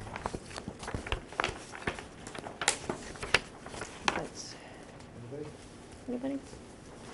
Any comments? Okay, close the hearing. Make a motion, we close the hearing. Any, second? Second. All in favor? Aye. There you go. Thank you much. Recommendation of the health Well, inspector. he made a motion to close the hearing. I neglected Yeah. to ask about the director's. Yes, there wasn't a motion to approve, it was a motion to close the hearing. Hearing. Right, Right. okay. Oh, Recommendation of the health inspector. So, right, Yes. we are in a Zone 2, but we are not in an area proposed for sewering. We're a little, I got a little It's sidetracked Okay, there. yeah, it was a long hearing. was. Sorry. We're 2 hours. Yeah. We have a subdivision that's less than 5 lots, less than 2,000 gallons a day flow, so they're not required to comply with the regulation 1.211. I recommend approval of the definitive subdivision plan with the condition that the lots are served by town water and that fully compliant septic systems are required to serve the dwellings as shown. Okay, do I hear a motion? I make a motion to accept the recommendation of the health inspector. I'll second it. All in favor? Aye. Passed. Thank you much. Thank you. All right, let me get my act together. All right, take a breath. Just give me my mind. Keep moving it along. We will. The next hearing we have is a show cause hearing, Stella and Andrew Steins for 14 Mill Pond Road. They have requested a show cause hearing to petition the Board of Health to modify or withdraw the administrative failure order for the septic system dated April 30th, 2019. I can give the background if you'd like. Thank you. Okay. All right, so we have a... Oh, I opened the meeting, yeah, hearing. In 1994, a septic system was installed on the lot of 14 Mill Pond Road. It is a 2-bedroom septic system capacity. It has 293 gallons per day. We have a pond in the back with wetland setbacks. Many variances were required to install the septic system. We have wetland leaching facility setbacks. We have a private drinking well on the property that also required a variance to the septic tank and leaching field. When this plan was approved in 1994, the layout is a 2-bedroom ranch with a garage. It's on the septic plan here. It shows 2 bedrooms, kitchen, bath, living room, dining room, sunroom entry with a garage. In March of this year, I'd say, well, January of this year, we were alerted to the fact that a permit was being pulled to convert the garage to a master bedroom, creating a third. Yeah, could I speak on that? So, yes, however, that, all of the work had been done for that without our knowledge or anything like that, by my grandmother when she owned it back in the early 90s. So we found out a couple days before closing that all of this needed to happen, and we've never owned a home before. So our plans long-term are to do modifications on the house that bring it back to code. We cannot, as we just got married, both of us are working, both of us are trying to do the right thing here, but we can't do it right now. Okay, so Yeah. you're requesting not to eliminate the failure. Correct. You're requesting for more time. Yeah. I mean, it needs to be a 2-bedroom, X amount of bathroom house. We totally understand that and why. But long-term, the plan is to do modifications to bring it back to that. The other issue here, as far as we're concerned, is we have no intention of using it as a 3-bedroom. Currently, we have a setup where we have a small guest room and we have our bedroom, and the other space has never been used as a bedroom, and nor will it be. So that's the other thing I just wanted to note. Before the closing, they had applied for an after-the-fact building permit to legalize that garage into a bedroom. And during the review process, the Board of Health looks at that. They modified their building permit application to show the removal of a door into their bedroom, and creating a den. And that is why we approved the after-the-fact permit to create that space in the new master bedroom. They have not followed through with the work to remove the privacy in that second bedroom yet. So, Okay, that's the close history. So the you hearing. need some time? How much time do you want? We're not quite sure. It's really money too. To take down a wall? To do modifications. Long term, what we would like to do is similar to what our neighbor did, who also has the same variances, 2-bedroom, 1 bath. And what she did was she built up, and had one area upstairs that's like an open casing, so it doesn't have a bedroom standards. 1 bedroom upstairs, 1 bedroom downstairs, and that's what we would like to do. Let's talk about what we have to deal with right now. Okay. Yeah, I don't like the word long Let's talk term. about when you can have it done. By a reasonable date. Okay, so this is, you mean like that specific modification, or you want to see that wall come down by a specific date? I needed to get back to a 2-bedroom house, right? Right. So whatever it takes to get it back to that 2-bedroom house. Okay. I need a wall taken down, I think. As a short-term solution Okay. in between getting your long-term second story, Okay. we need a Because you have to come before us for that. Okay. Yeah. Obviously. let's- Sure. Take down the wall in 2 months. I mean, of course, you guys make the decisions. We're trying to be nice here. Yeah. No. I understand. Of course. I know. We understand. 3 months? After 3 months, it just seems weird because it's just a wall. Right. I mean, the issue is the expense to doing the work, Right. which we don't. But I mean, I don't think that that's a huge expense. We're not asking you to replace the septic system or upgrade the septic system. We're talking about bringing a carpenter in for maybe a day's worth of work. And in 3 months, I think that that's a pretty reasonable time frame to have that.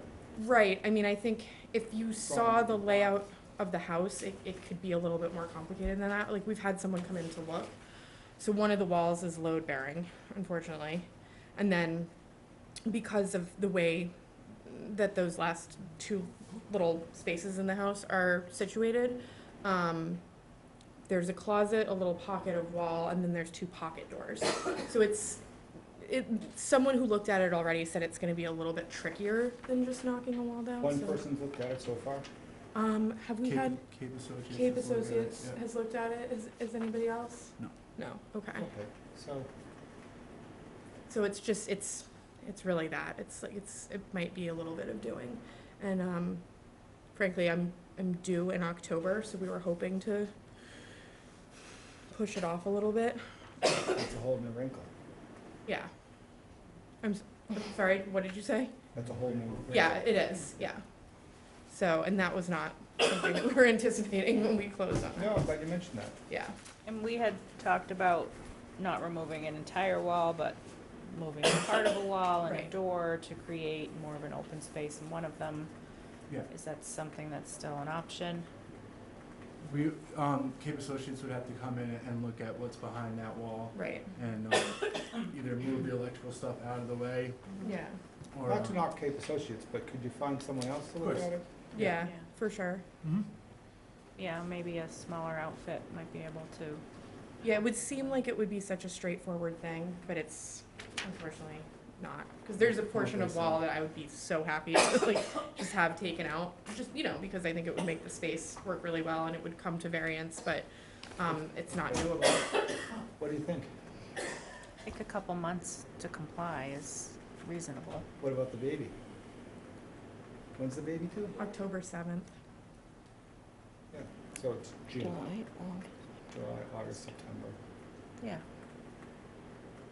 Middle of August, should have it done. Yeah, You're not doing the work yourself, you No. you know? right, yeah. Okay. So what's that, how And many, it- how many two- months is that? 2 months. 2 months. 2 months, and we can talk about what your final solution is. It doesn't need to be an entire wall, it can be an opening between the 2 rooms, If you were gonna hire Cape Associates, I'm happy to talk to them about the minimum we'd be looking to do, Okay, Yeah. okay? yeah, Closing off one door, so you have to go through one room to get to the other, kind of thing. yep, we can look at that too. Especially since it's a short-term solution to your long-term. Right, to the long-term plan, absolutely. Okay, So you're gonna come back in 2 months, is that the idea? you've said your recommendation. Do you need to see us again here in 2 months, or Only if you don't comply. plans? Okay, Yeah. Okay. okay, Only if you don't comply, you'll come back in 2 months. I'll call you back here in 2 months okay, if you don't comply. okay, thank you, Is that reasonable? That sounds good. okay. Want to vote on that? Yeah, I'd make a recommendation, we accept the health inspector's timeframe of 2 months to come back with something Okay. to move forward. Second? All in favor? Comfortable with that? Thank you. Thank you. Thank you.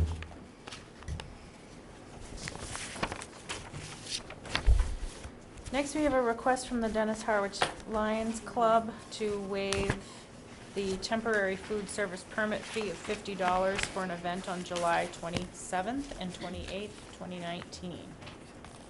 Thank you. I'm Janet Boudreau from the Dennis Harwich Lions Club. Welcome. Down. Okay, I open the hearing. Oh, no, this is really a hearing, it's just a request, or is It's it a a hearing? request for a Okay. waiver. Did you all receive a copy of the letter I wrote? Did you want me to read it into the record, or is that all set? What's that? So, yeah. Do you have any Yeah. questions for me? Nope. I don't, anybody? Some information. Yeah. So in 1997, the Board of Health adopted a policy regarding fee waivers, and in order to not have requests for fee waivers all the time, and recognizing that every permit application requires staff work, both in the office as well as out inspecting in the field, the 1997 board approved a policy that fee waivers will only be considered for those departments and agencies which are funded in total or part by Harwich tax dollars. And we've been using the Municipal Human Services Grant Agency guidelines. So we got about 18 applications this year for human services grants, and the town gave money to these 18 different organizations, and those 18 organizations would qualify for a fee waiver. The Lions Club was not one of them. For background, we charge the Boy Scouts, we charge nonprofits right now for permits, whether it's for a food permit or a tent permit or, you know, anything like that throughout the town. Yep. If it's something that you're interested in changing, this policy, we can talk about that. But it's been a long-standing policy since 1997. I do not believe the Board of Health has issued a fee waiver to anyone that is not on the Human Services grant list for the town of that year. Yep. Budget's tight. Right. Mm-hmm. How dependent are we for the fees that we do collect as part of the budget, the total Board of Health budget? We take in probably $150,000 a year in fees. Wow. Not food service fees, but fees throughout for septic, for pools, for all inspection fees, Title V inspection fees. We take in about 50 temporary food service permits in a year, and I'd say 2/3 of them are nonprofits. Almost all of the ones we take in are nonprofits. It's just $50, 50 what? 50 permits at $50. Oh, 50, okay, Mhm. 50 permits. It's a small percentage of our budget, if that's the question you're asking. Yeah, I didn't know.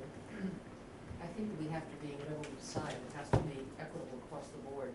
Mhm. So the fact that it's people who are not funded in part or wholly by the town, which the Lions, I hate to say it, but I mean, that's their status, then I would think that we would have to abide to the current guidelines. Unless you want to change them, yeah. And would we just change them tonight and everybody be notified who thinks that they're supposed to pay $50 in the future, or I mean, how does that get announced even, to make it equitable? If we start with one, if we change tonight, and the lines go through, how do the rest of the not-for-profits find out that they, in the future, that they may also do the same thing? We would not take in a fee, so Oh, we could return a fee or, I'll make an announcement in a bulletin or something, I guess, yeah. yeah. And do you have a recommendation as the Board of Health Director? I think it's tough on nonprofits to pay a $50 fee, and when they're not gaining any of that money. They give most of their money away. You know, 100%. you don't have a salary. It's going. I would recommend changing the policy, maybe cutting the fee in half for nonprofits or doing something. I think it might be nice for nonprofits. How much do you raise every year? Well, last year we gave $11,000 to iResearch. How much did you raise? Make as a club? Oh, well, our main, well, I didn't bring that exact figure. I would say probably $20,000 and $11,000 and plus went to Massachusetts Lions iResearch. The rest of it went to, in the letter said, we give scholarships, like every year we have to pay $4,000 to cover all our scholarships. We give $2,000 scholarships to 3 students a year. So we give it to them in 500 increments. So, you know, then this year we just gave 3 to a Monomoy student, a Cape Tech student, and a DY student. So we also have students that had received it in the past. So now so we have to have that you know, in the budget. We can't spend that because we've guaranteed those students the scholarships for those years. You raise every year. I would say about $20,000. Is there a way to cap the number of the one, let's say if we change it to say that there wouldn't be a fee for not-for-profits, is there a way to cap it, let's say, for example, saying 50 organizations, and then after that, they need to pay, so people, so the organizations would be, if we notify them in a public statement, that have to be organized to have. How many nonprofits are we getting in the door again? I'd say we get 30 a year, Yeah. 20 to 30 a year. Yeah. Yes. But just say, when we have this fair in Dennis, they do waive it for us. The town of Dennis, when we have our fairs in Dennis, the town of Dennis Board of Health waives our fee for us. Because they recognize all the things that we do, because since we had Dennis and Harwich Lions Club, we do the same thing. We basically provide the same services for the town of Dennis as we do Harwich, so.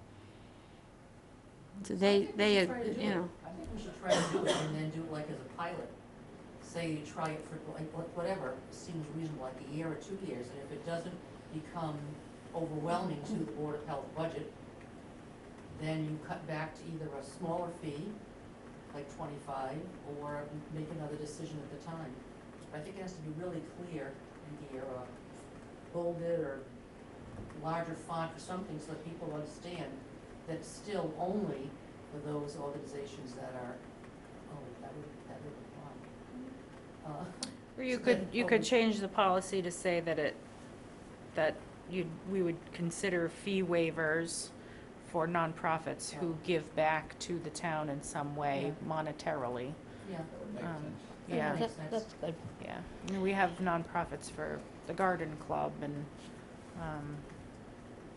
the animal funds and all. There's lots and lots of nonprofits out there, but not all of them give back to scholarships to sounds the like a good schools idea. and things like that. You want to work on a policy like that? I didn't list in the amount of things, I just listed the items that we did do. For instance, we gave $500 to the fire department last year or the year before, and we gave the equivalent to Dennis. When we did the school speech contest, we gave the winners in monetary amount, so we had first, second, third winners. We had the same thing with the peace posters, the children in a different lower age bracket. They came and we received over 100 posters from children in our both districts, and it was really hard choice. We could cover all the walls with all the peace posters, and they also got a small monetary thing, but we also took the spot camera, which is, do you ever hear of the spot camera? Instead of doing eye exams now, and you look into you have a camera, you stand back a little from the student, and we did every single lower grade student, and not just the Dennis and Harwich community. This year we did the whole Cape Cod. So, we did all that for free. They had all those screenings for free. So, I mean, I think that, we just do a lot for the community, so. Yep. I think you convinced us. And I think you should put the monetary amount, for example, that we approve it for those that give back to the community, but it can't be $1. I mean, you don't want someone to misread it. It might be the equivalent of what this would be, $50, Okay. 25, or something of that nature. So it's They need low. It's something they can afford, but they need to demonstrate that they are giving back to the community. That they're giving back at least the cost of the permit fee. Right, yeah. Yeah. Okay, do I hear a, I'll make a motion that we Yep. accept the board director's suggestion that we modify the language to include language that says that organizations that give back to the town, now we have to say something like that, up to $50 of their proceeds, and they will have the waiver, the $50 waiver. Yeah, and I'll draft it so you can all read it next time.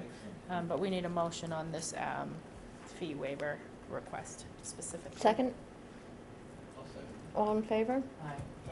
Okay, thank you. Thank you very much, I appreciate that, and all. We And I appreciate hope you come you. to the fair, July 27th and 28th. Thank you. Thank you very much. Have a good evening. Thank you. Your check that you paid, I'll mail it with your permit back to you. Oh, thank you so much, appreciate it. Save the pie for hamburger. Yeah. We're even doing veggie burgers. Oh, Thank you. thank you. Next on the agenda, we have a discussion from Emily Michelle Olmsted from Barnstable County. She has a summary of a phosphorus treatment for on-site septic systems, that it's a grant project she has gotten. And I'm going to excuse myself. Bathroom. Hi everyone, I'm Emily Michelle Olmsted. I'm from Barnstable County. I work with the Massachusetts Alternative Septic System Test Center, where we provide third-party data to some manufacturers who want to test out different types of septic systems. And then I also work with the Innovative Alternative Septic System Tracking Database, where operators of real-world systems on Cape Cod are required to submit results of site visits, so that way boards of health or health agents can have access to this online. You know, going paper-free, there's a whole lot of benefits to that. So what we are lucky enough to be able to do is we have a grant to study some new technologies that claim to remove phosphorus from wastewater. This really hasn't been done before. There's a lot of nitrogen-removing systems with certain approval levels in the state, but in the state of Massachusetts, there's only 2 with pilot-level approval, and so we're hoping to install at least 6. So far, Brewster is on board. We're also talking to Eastham and Orleans, but we're aiming for areas near ponds because phosphorus and nitrogen, but phosphorus especially, with blue-green algae, we worry about as that leaches into ponds, how that can impair the water quality. And again, it hasn't really been studied, at least in this area, the effects from wastewater, and so we want to see how well these innovative alternative septic systems work. So the basics of it are we're hoping to install 6 of them at least. We've had commitments from a couple different manufacturers to donate some equipment. The first 6 homeowners who agree and go through with it will also get a $5,000 subsidy to help with the construction costs. We'll cover monitoring for the first year. That means taking samples and such. We would also make the sample results public as well, so that way you folks could see how they're working. And then from there too, we would also install or find some way, depending on the technology, that if they, for some reason, were not working, that you could remove the component that is removing the phosphorus. So, for example, there's 2 technologies where you install metal plates that run a current and cause iron, ferrous phosphate to precipitate out. And so if it wasn't working, we could remove those plates. There are some others that are leach fields and shallow B horizons of the soil, and those would be just leach fields, so there wouldn't be anything to remove with that. So, but anyway, we would have in place a way that if they weren't working, that we could go around it. And then we would be basically working with you, the boards of health, because we would need you to approve the systems, and then there would be some coordination with Mass DEP as far as a pilot level approval. And then we'd also work with your health department to get installers and engineers to make sure that they get training in how to put in these new systems. And then we also would work with you to get some information or brochures if you're on board for whatever homeowners want to be a part of this, so that way we could talk them through what the different technologies are, what might be right in their situation, and what they can kind of expect. So, What is the cost of this approximate? of which part of it? So I'll be ins- honest. Yeah, go ahead. So I mean, there's Well, how much would it cost the homeowner, do you think? to install one system.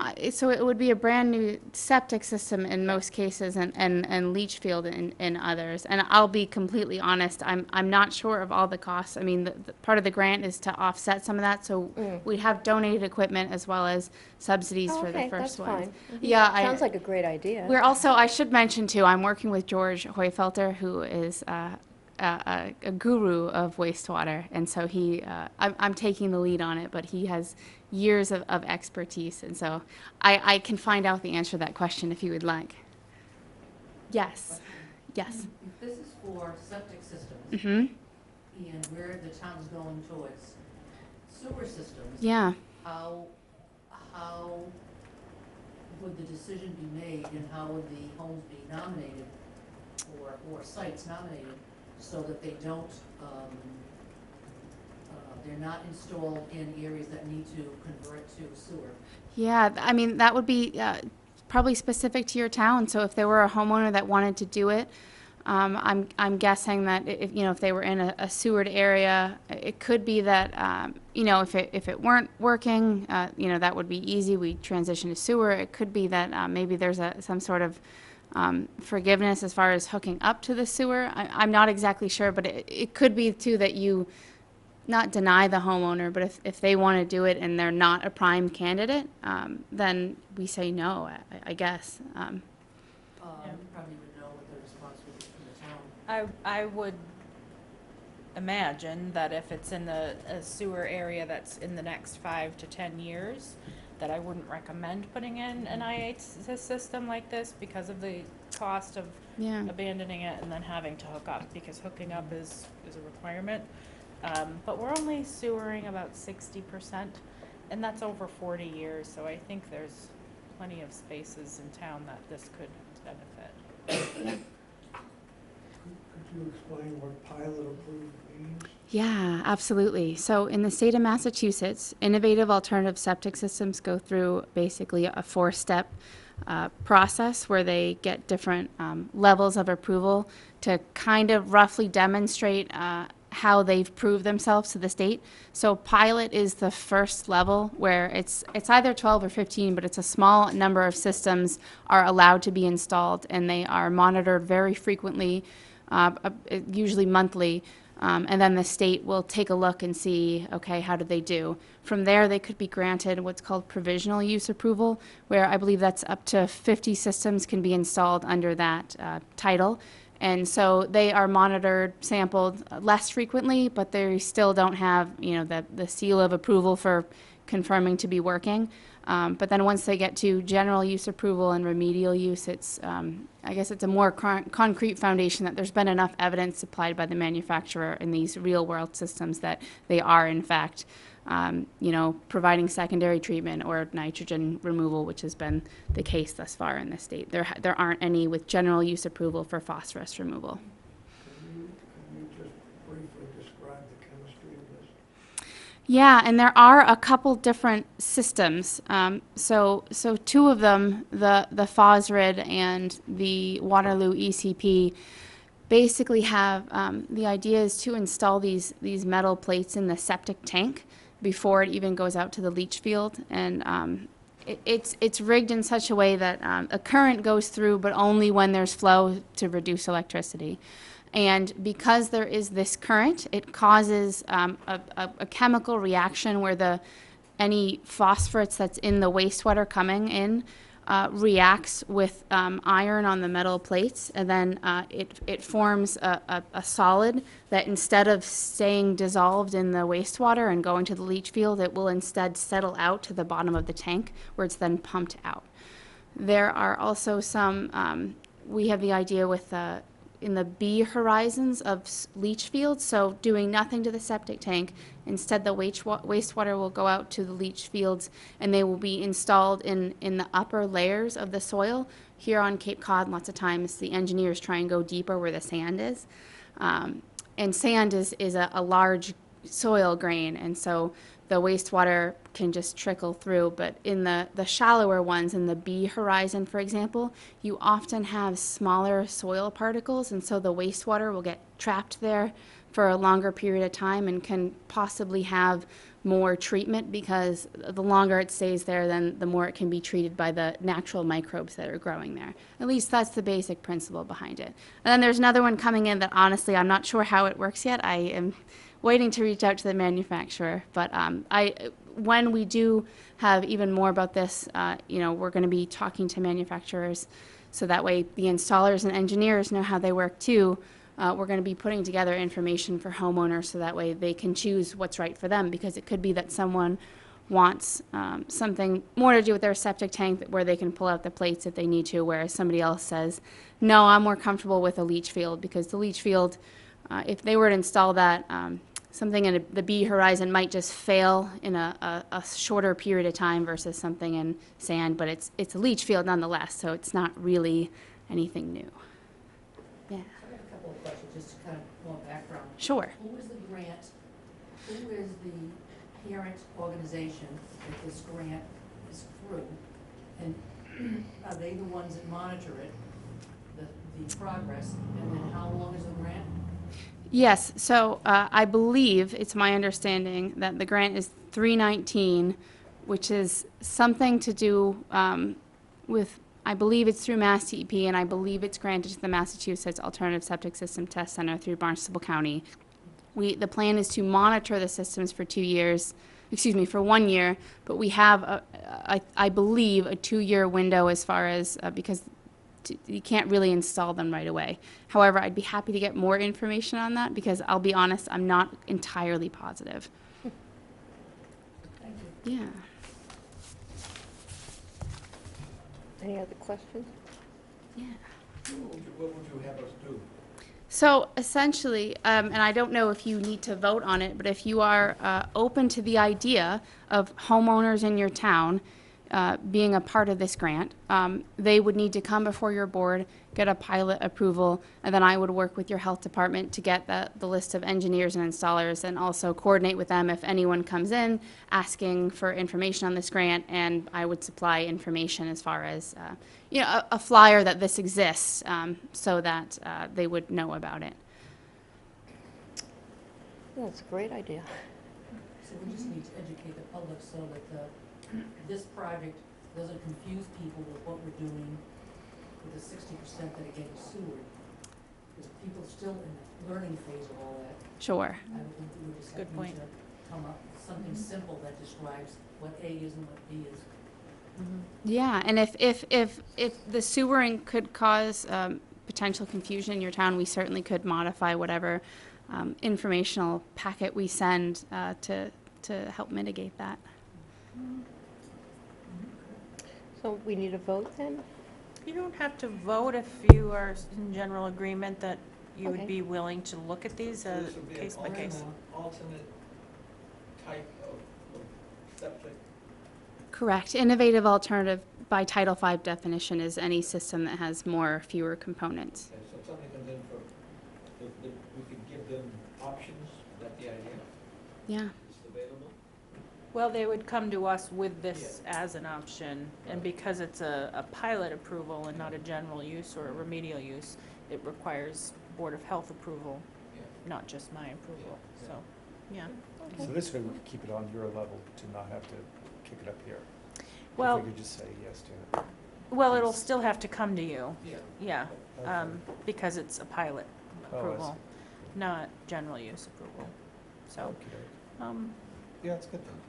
Okay. Thank you. Thank you. Good luck. Thank you. Yes, And if very you have any helpful. other questions, I have just a couple of business cards if anybody thinks of anything else, by all means. Let me give Megan one. I have your information. Yeah. We're old friends, yeah. Yeah. We chat often. Appreciate it. Thank you. Thank you.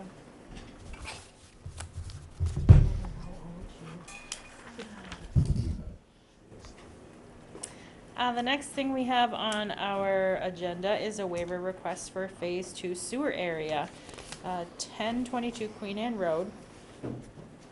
And they are requesting to continue to use a substandard septic system until such time as sewer is available. We did receive the waiver form, which was completed, filled out. We did get a notarized statement saying that the new owners they understand that they have to connect to the sewer within 45 days of availability, and that they are required to maintain the 2 cesspools that are in existence right now. I do want to recommend that the existing laundry waste line that is going out to a steel drum of some sort, that the laundry waste get rerouted to exit the sewer line to the existing cesspools. Okay, open the hearing. Hi, Ed Eldridge, 1022 Queen Anne, Harwich. So we are, yes, seeking a waiver for the Title V upgrade until such time as we could connect to the new town sewer. And I already asked my plumber to disconnect the line that goes out there and cap it. Great. Yeah. I have a dumb question, but what is laundry waste? The stuff from the washing machine? Yeah. In your laundry, or in your dishwasher, or just your laundry? I think Doesn't make any difference, it would right? just be the laundry. It looks like it was just hooked up into that, as the inspection I had done. It looked like there was a, line that went out to some sort of a dry well or something. Yeah, it's pretty frequent, actually. It happens a lot. It's pretty old property. I was gonna say, yeah. I thought the laundry was somehow less polluting, is that it? Or- I think it just uses a lot of water, and back in the old days, they just kind of like a. Less flow. Okay, close the hearing. I'll make a motion for the recommendation. In addition to rerouting the laundry waste and connecting to the municipal sewer within 45 days of the order to connect, I do recommend that the conditions be recorded at the Barnstable County Registry of Deeds, that should the existing septic system become a public or environmental hazard, it must be remedied immediately. And one other condition that we did place on the previous, the one other sewer waiver was that no building permits will be approved for expansions or increases in flow until this dwelling is connected to the sewer system. Or has a compliant Title V system, if he wants to do that. You good with that? Yeah, that'd be great. I'll make a motion, we accept the recommendation. I'll second it. All in favor? Aye. Okay, you. thank You're you. welcome. Have a good night.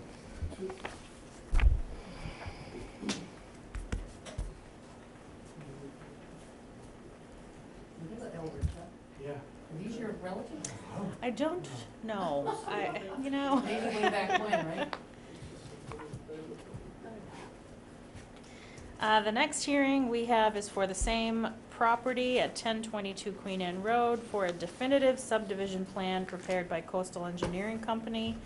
I do want to point out that I was notified by the tax assessor just about 4 o'clock today that they're unable to give this a clean go-ahead because of a title issue. I don't know if you're aware of that, but, and so the tax assessor did not recommend Board of Health move forward with anything. That's her recommendation. Okay. Okay. First I heard of it. Ah, well, wonderful. We have a 2-lot subdivision here. One of them is the site at 1022 Queen Anne Road, which you just provided the waiver for sewer hookup. We're also Would you say, I'm sorry, your name? John McElwee with Coastal Engineering. I forgot I wrote it down, but I didn't say it. Sorry about that. And we're also dividing the lot, or this parcel, into 2 lots. The vacant lot has 64,000 square feet. The front lot has 43,000 square feet. It is in the Zone 2 area. The existing dwelling has 3 bedrooms, so we have adequate area for that.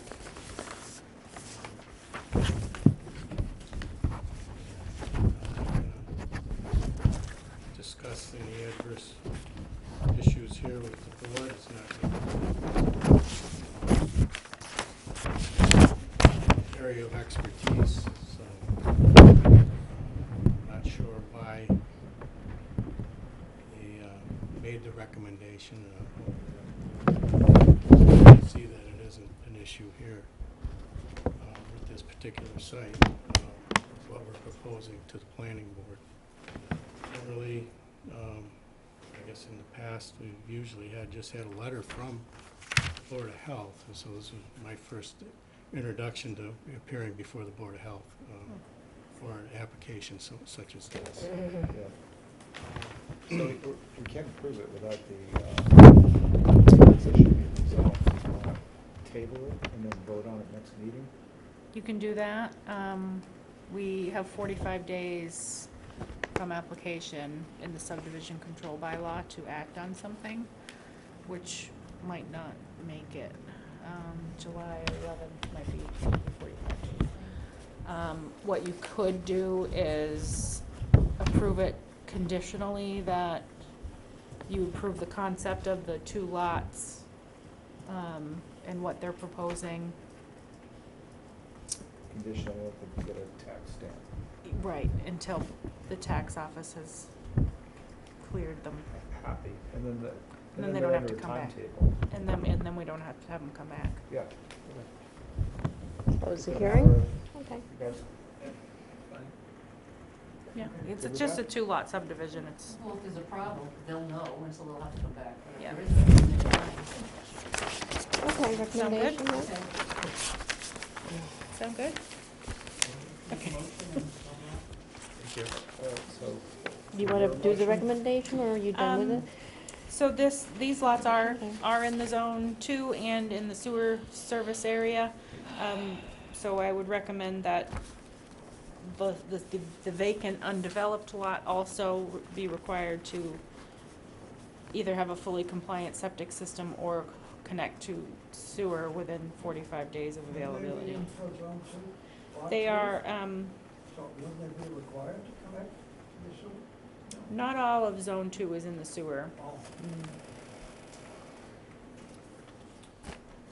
I have one question. This is scheduled for phase 2 of the sewer area. Yes. When will that go online? So this is in contract 1 of phase 2, and it is proposed to be completed within the next 2 years. So 2 years from July, I would imagine you'd be able to connect Okay. So around then. I'm mainly interested in the vacant parcel. Yes, developing that, I understand. Whether it's gonna be a marketable. Yeah, and you can design it with a fully compliant Title V And then hook and up know that you 45 have to days hook later. up, right? Okay, all right, I just want to clear that up. Yes. Okay, thank you. I hear a motion. I'll make a motion to accept the recommendation of the health director. Second? All in favor? Aye. Okay. Thank you. The last hearing we have, new business, is to request an amendment to the approval conditions for the 93 and 97 Route 28 Habitat for Humanity of Cape Cod property. They were approved in February of Nobody's here. 2017. Oh, I told them that they didn't have to come. Oh, okay. So, because it's a habitat property, I figured I could talk to you Oh, about it. okay. But that's fine. Okay, I'll present it. The Habitat subdivision was approved by the Board of Health in February of 2017 with 6 small lots, 6 houses, and part of the approval was that the sewer lines had to exit the front of the buildings because this is going to be sewered eventually. I believe it's in phase 4, which is 15 years out, but still. The head builder had indicated that they're willing to put in the sewer stub coming out the front, but they weren't planning on having the plumbing go out the front. They wanted to just have a sleeve, basically, so when they needed to turn the plumbing around, there was a hole in the foundation already. But they said because of the high groundwater here and they're worried about deterioration of the foundation, that they don't want to do that, and they want to eliminate that condition from the previous Board of Health requirements. But they will be able to connect to the sewer when they're ready, right? They will, but they'll have to reroute plumbing at that time. I thought you said they were gonna put a stub in front. They don't want to do that. Oh, they don't want? Right, they don't want to do that. And look, when you look at the plan, Lot 1 has their sewer line coming out fairly close to the front yard. Lot 2, it's in the backyard. 3, 4, it's in the backyard. 5, it's sort of in the side yard. And 6, it's in the side yard. My concern is that Habitat for Humanity is paying to build these houses now, but they're not going to be the owner in 15 years from now when it's time to connect to the sewer line. And the homeowner, who is another person, is going to be responsible for the plumbing rerouting at that time. So, And what, I don't know the right, correct, or what right, what power, or whatever word you wanna call her here, does the Habitat have to say that they don't wanna do the, septic on the side or the front, or if they do it on the front connected, or, I mean, is it cost only? I mean, what say do they have to say that the guidelines that have been developed for everybody else that's gonna be connected to the sewer, they wanna bypass?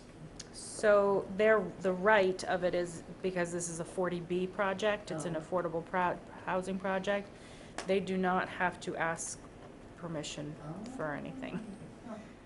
So they do have a leg to stand on when asking for waivers to regulations. But when their new tenants come in, and they're responsible for all this, and they're 40B, so that they obviously have financial issues, financial Right. challenges, they're gonna be stuck with this? Right. Like the rest of us, like $10,000 worth of, plus the yearly taxes? Well, they'll be charged with connecting the sewer, right, just like upgrading a failed septic system. But should they have to endure the cost of rerouting the plumbing at this time because it's less costly for Habitat right now? It just seems unfair to the new financially challenged person to be bearing all that. Mm-hmm. Kind of undoes the 40P, so to speak. What's your recommendation?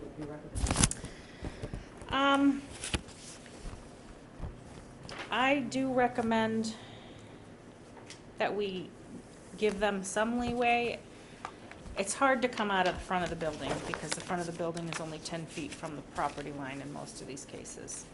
So I would recommend modifying it to state that the sewer line will exit the building as close to the street as possible. So I think it's possible to move these sewer lines, keeping tanks where they are, but moving sewer lines closer to the road. So the interior plumbing is already at the front of the building. Yeah. I just don't want to push that cost onto a homeowner. Most of these buildings are not square to the road. I'm not quite clear, a couple of them, what the front is. For example, the one on the, They're all gonna need variances too, when you look at the lot lines to do that, don't you think? What'd you say? I think that the lots are pretty small and pretty tight, so if you have the septic line leaving the tank. building, you're gonna have to vary Right. every one of these. Right, so it's not possible to have them come out the front in most of these cases because they are so close to the property lines. But I think it's possible to move the tanks around so the pipes are at least on the side of the house instead of the back. And could they, as a 40B policy, say, we don't even wanna, we're not gonna connect, we're gonna keep it just like this? They don't have that ability. No, They have to no, connect. they have to connect. lots 1 and 2, they could come out of the side and get closer to the road. Right. So I don't recommend just waiving it altogether. I recommend modifying it to say that we recognize you can't come out the front, but can you come out closer to the roads? Yeah, they're not even built yet. On the other side. No. They're gonna be built. They think they're gonna start clearing this summer and then start building in the fall. Did you say they would leave a hole in the foundation? on the They side? don't, they still don't wanna do that, and I don't blame them, because Especially They're gonna if have it's to below dig a hole ground. anyway, yeah, yeah. What's the challenge in having the hole in the foundation? What is it? There's a leak. Oh, well. Yeah, the if they structural put a cap intent. on it, right? And wear and tear after 15 years. Right, yeah, Oh, They can just pound the hole in the foundation. yeah, later on, if Time. they, yeah, That's not a huge deal. yeah. okay. And having the plumbing. That's where Towards the the front. expense is. changes- Do you have changes any the go- say? I mean, Um, Clout? I can recommend it, and I think the recommendation will not fall on deaf ears. I think okay, I can that's good. persuade. That's All good. right. Okay, That would help everybody. good. Yeah, I just hate to see So later no- on. No step to the foundation, but see if they can redo the septic plan to have them come out close to the road, so they don't have to just Mm. turn the interior plumbing. Sound good? Yeah, that's the recommendation. Okay. All right, we're gonna fly through the rest of this. Director report, let's see, May, we have annual town meeting was completed in 2 long, very long nights. We had a plastic bottle restriction that does not name the Board of Health as the enforcement agency, but we did have a plastic straw ban that does. So that comes into effect in January of 2020, where it bans the sale or use of plastic, single-use plastic straws. So that you can't go to Dunkin' Donuts and get your plastic straw anymore. They do make alternatives, but we are the enforcement agency on that. Plastic straws can be used more than once. As long as they're designed to do that, yeah. Yeah, Trust me, I try and they don't they work. don't wash out. And basically, the plastic bottles will be under someone else's jurisdiction. Plastic bottles are only on town property? Yes. They can't be used? They can't be purchased by the town, Oh, and they can't be offered for sale at town events. Yeah. I think this is over there. Wastewater? Cranberry Festival's not too happy, but anyway. Oh, they had a motion for Habitat, you moved to approve my recommendation. Mm-hmm. And who made that motion? I think Frank did. I think Frank did it. Did we vote on it? Dr. Cushing, Yeah. and you all said? Yeah. We all said yes. Yes, okay. All right, we made that happen. Wastewater, contract 1 went out to bid and came up pretty high. So we need to look at contract 2 and possibly peel back a little of that to get into the, I think it was $24 million the town allotted for all of Phase 2.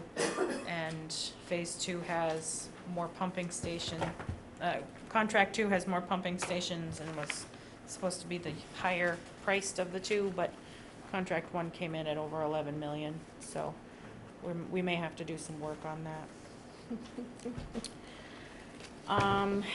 Food service has been kind of interesting. We have a new establishment, Dockside Seafood, which is at Saquatucket Harbor. We've had back and forth with a number of seats.